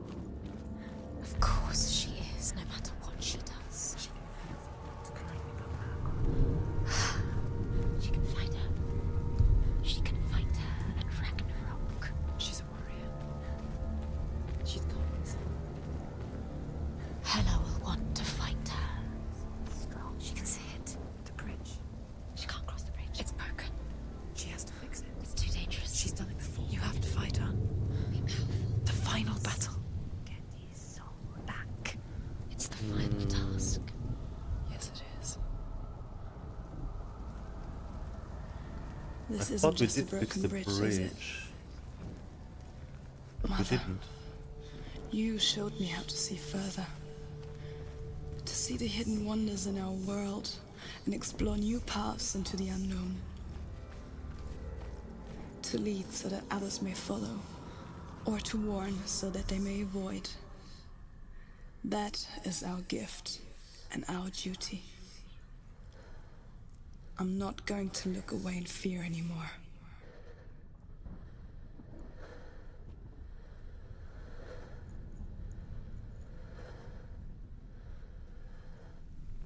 Did I? What is this?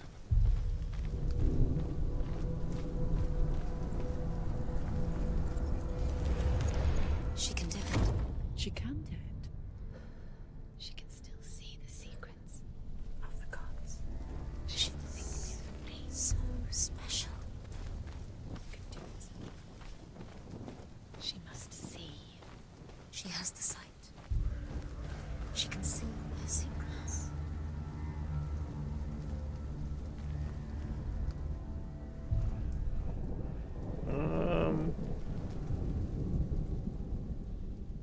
What is this?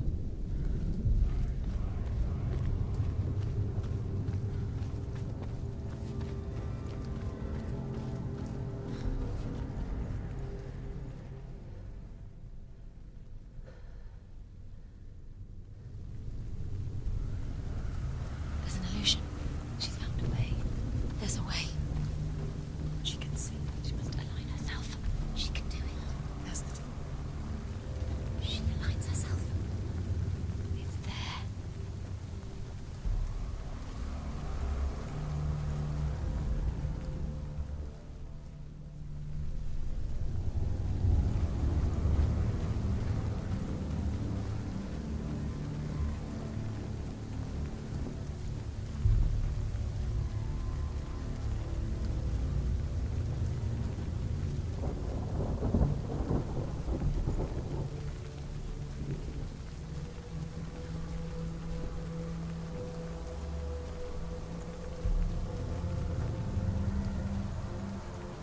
Mm-hmm.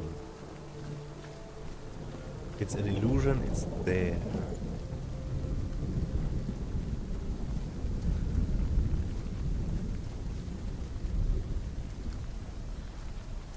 What the hell is this?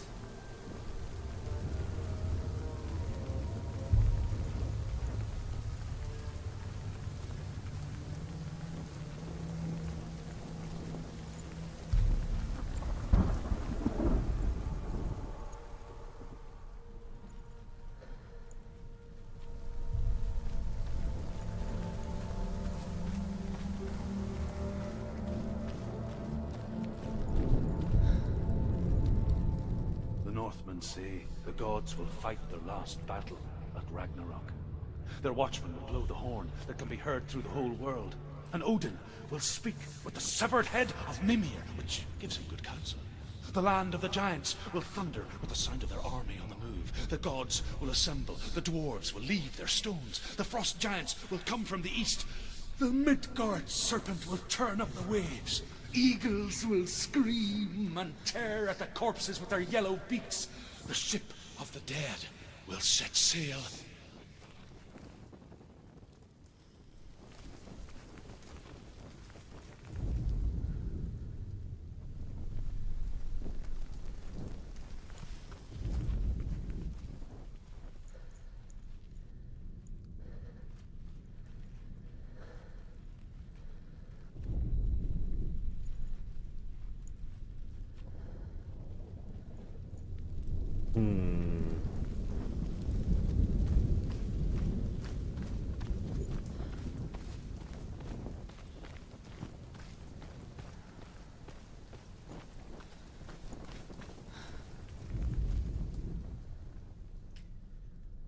What are those about?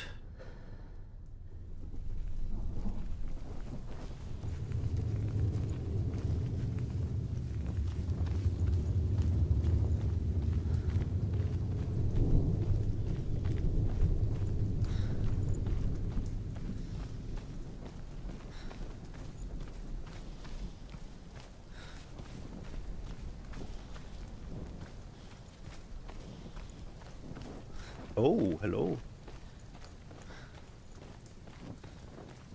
Never mind. Come through here.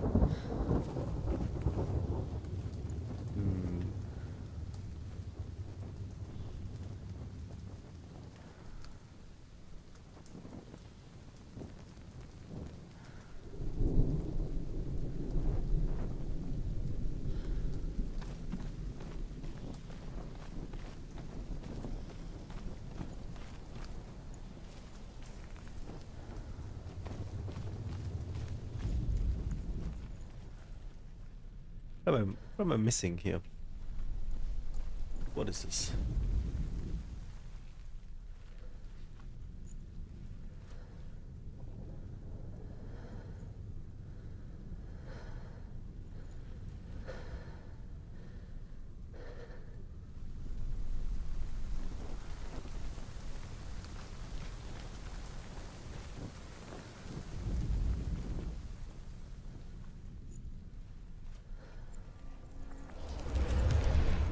Okay.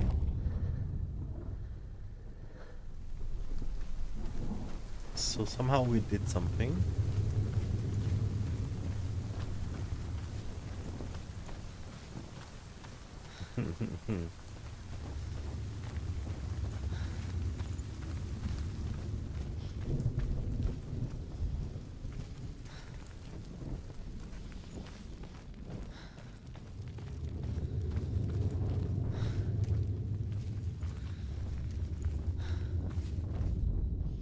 The Northmen say that at Ragnarok, the gods will face a ship full of their foes, which Loki has steered to Asgard. It carries the fire giants, the wolf that will eat the sun, and all kinds of dark creatures. Surt will join them with his sword of fire. The cliffs will crash, trolls will walk the land, men will tread the road to hell, and the heavens will split open.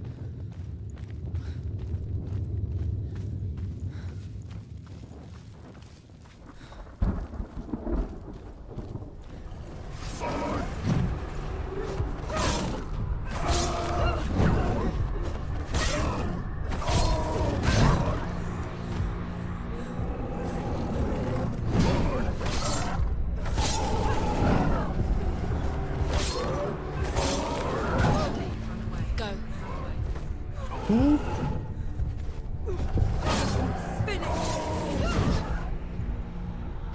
Quickly get up! Who is a little much? She's hurt. She's injured. Oh. Rough. Oh no, look at the rods. Uh-oh.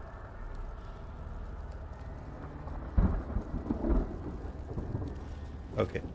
Come here.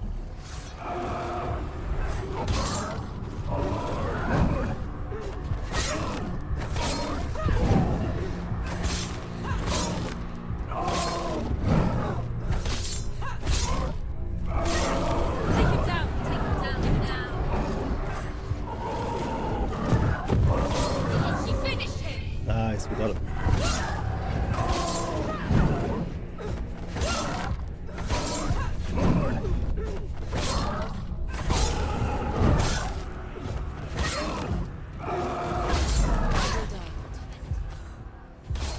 Fuck you.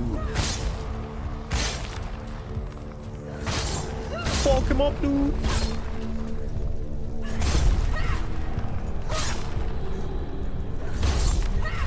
Nice. Got a huge streak.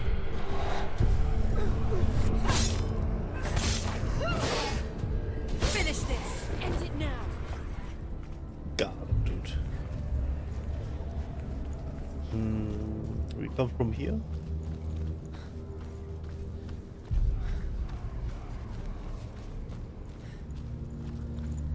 I can look at the bridge from here. Nice. Sometimes when my brain works, I like it.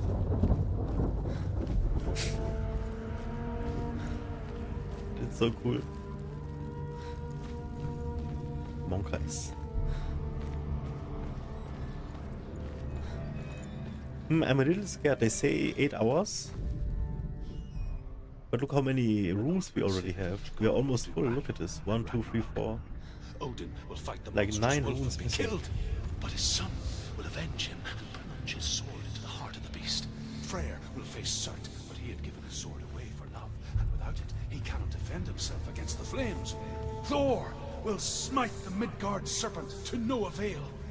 The sun will grow black, the earth will sink into the sea, the stars will disappear, fire and water will meet, steam will shoot up, flames will play against the sky, the heavens and earth and all the world will be burned, all the gods will be dead, and the warriors of Valhalla and the people everywhere. Senua, prepare yourself for Ragnarok. Okay. For it is nigh.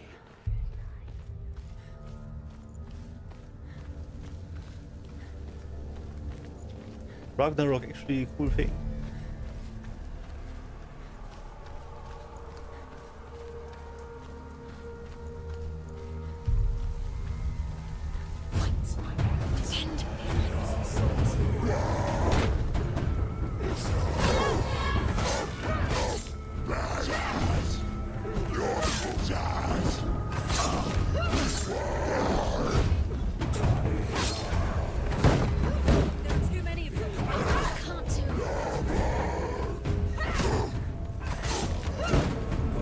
See the little He's down! You was!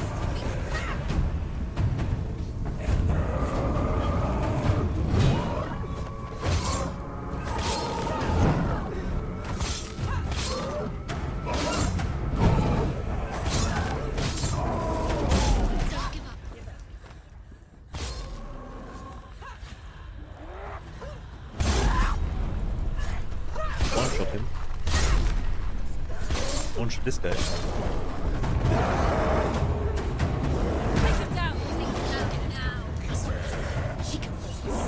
Shit. Bro.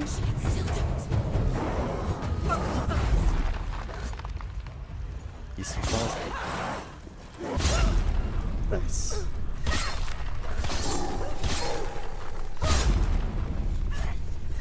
Oh my god.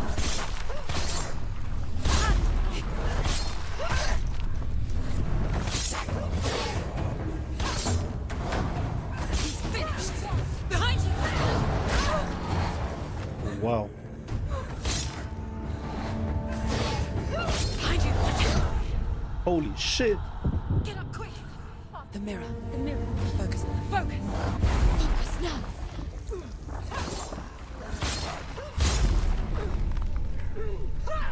No! Whoa!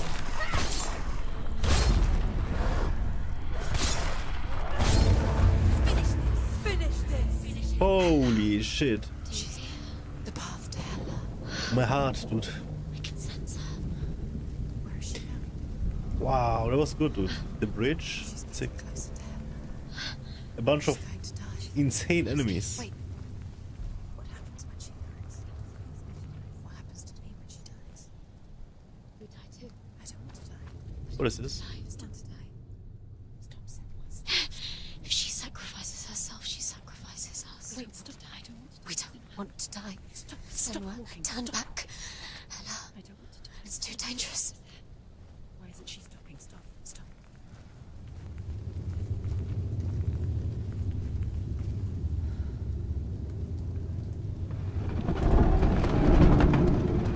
Wait. What? What happens when she dies? What happens to us? What happens to us?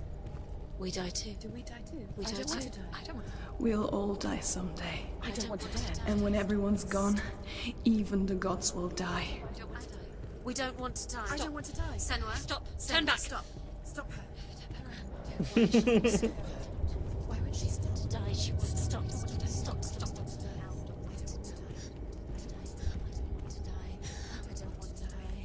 I don't want to die. I'm sorry. I didn't ask you to be a part of me. If you don't want to die with me, then leave me alone. I don't want to die. Please stop. Please stop. Please stop. Please stop. Please stop. Please stop. Please stop. You'll never come back if you go there. There is nothing to go back to.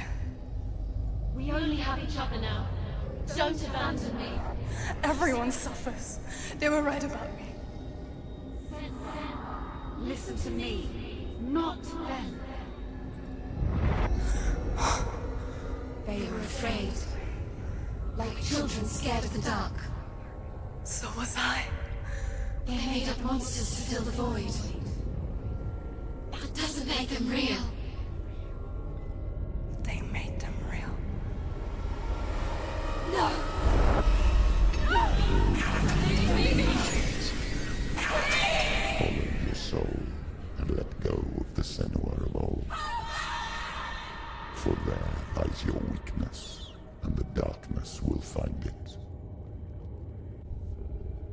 What the fuck? There is nothing to go back to. Oh shit. It's not like the old stories, is it? The noble warrior facing evil in search of victory and honor. Clear dividing lines. No. Oh, this place is not quite like that. Is this the one we're missing? It's as if it knows that true torment lies within. Memories you cannot defeat, cannot escape. This is her hell.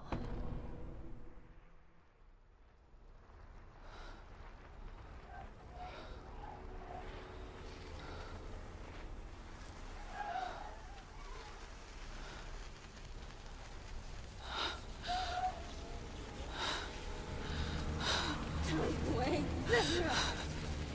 Mother! don't see me like this. Turn away, Senua! Turn away, Senua! Oh my god. You see it, Senua? Did she not unalive? You see the darkness? Did she get Faces burned? fear and suffering. I can see it.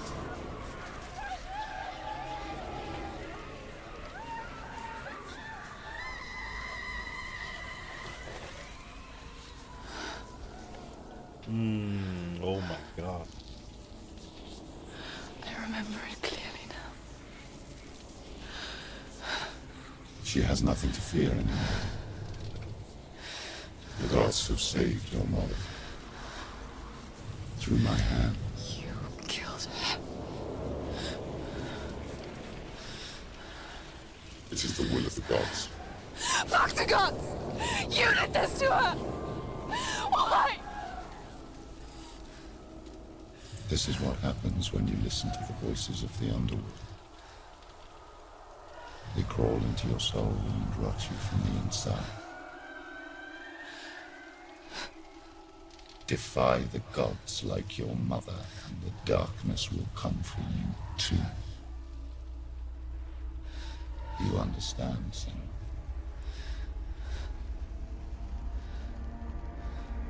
Dude, he's so crazy. He's ultra fanatics. When you disagree, they say you disagree with God, you know? That level of entitlement. Your own madness. I was just a child. You created this darkness! You created this darkness so you could hide behind it. Only suffering brings salvation. It is the way of the gods. It was all a lie.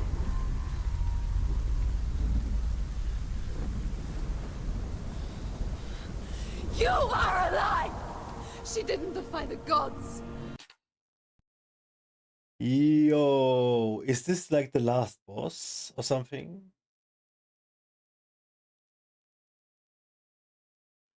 Is this the last boss?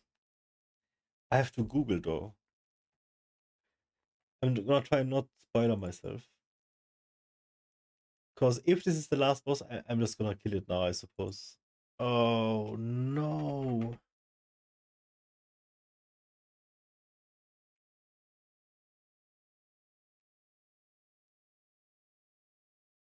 Last boss. Oh no, it's the final boss. No, I can't actually. I can't. I'm too tired for this. We need to come back for this fresh. It is the last boss, and the fight takes 40 minutes. And then there is credits and stuff. So it's like 1 hour. Sick. Yo. Okay. Okay. That's cool then, I suppose.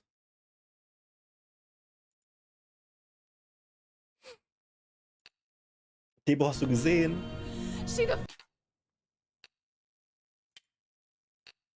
Szene war voll krass. What the fuck?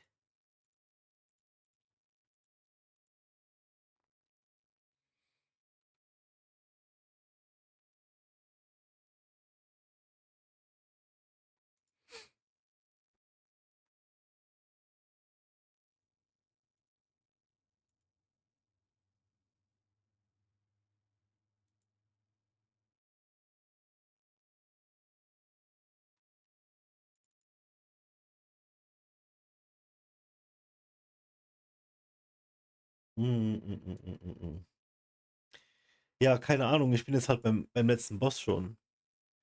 So eine Scheiße. Mann, also wir holen auf jeden noch den zweiten Teil. Das ist 2017, ne? Guck mal, 8 Jahre. Und der nächste Teil ist 22 oder 23. Also der muss ja noch abgefahrener sein, ne? Aber ich habe keinen Peil darüber. Ich glaube, ich habe einmal eine Info gehört, dass in dem ersten Teil, in dem hier, dass die halt am kaputtesten ist. So, aber das ist, Alter, wie kaputt das ist, ey. Das ist so kaputt, ne?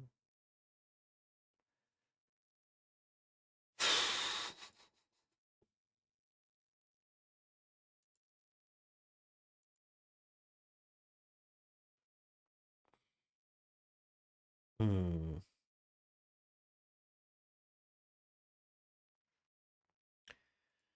Let's see if we can look at something. I'm actually very tired.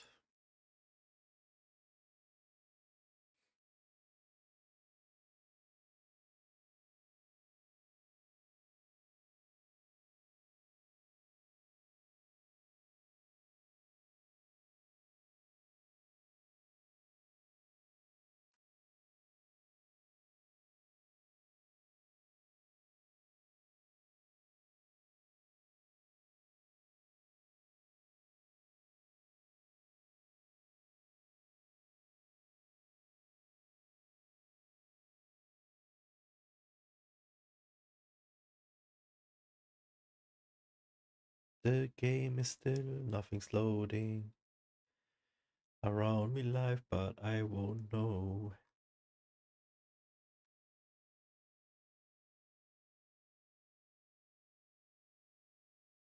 Oh, jetzt kommen alle Videos auf YouTube, die AfD und Nazi und Keule und alles, die Verbindung erklären und den Leuten erklären und alles. Denkst du, Schizophrenie fühlt sich so an, das wäre zu arg, das ist so arg, gell? Wir haben ja auf YouTube haben wir ja so ein paar schizophrene Anfälle gesehen, die merken das gar nicht. Ne? Aber boah.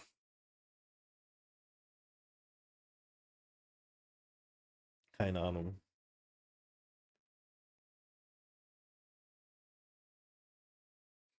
So multiple Stimmen hören.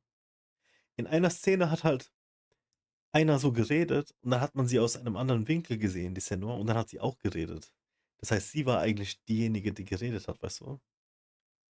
Wenn dann alle Stimmen so gleichzeitig reden, das ist voll krass. Das ist ja alles sie. Das muss ja sie sein. Aber wie dann halt die untereinander die Dynamik von denen ist, ne? So einige sind für die, einige sind gegen die, einige sind gegeneinander. Die sind so falsche Freundinnen, falsche Schlangen. Voll die krassen Sachen habe ich da schon gehört. Ey, das hat immer richtig gut so eine, wie sagt man, hat mich immer geprägt. Jedes Mal, wenn die sich so unterhalten haben, hat immer einen Eindruck hinterlassen. Voll geil gemacht. Das Voice Acting richtig gut. Fuck, wir sind halt echt beim letzten Boss, ne?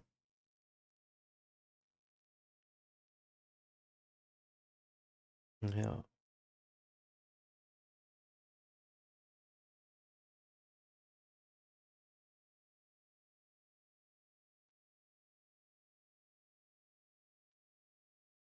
Scheiße, Mann, ich muss mich zusammenreißen, Alter. Ich komme sowas von nicht klar. Warum?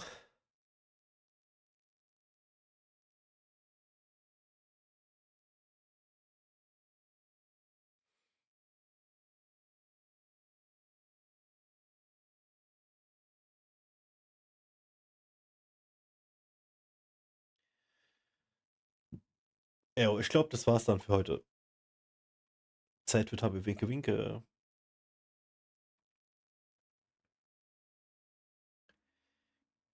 I'm going offline, guys. I think that's all my capacity for today. Gute Nacht, Chibo. Good night, guys. Thank you for watching. GG, thank you. Tomorrow we come back with something. Let's see. Bye.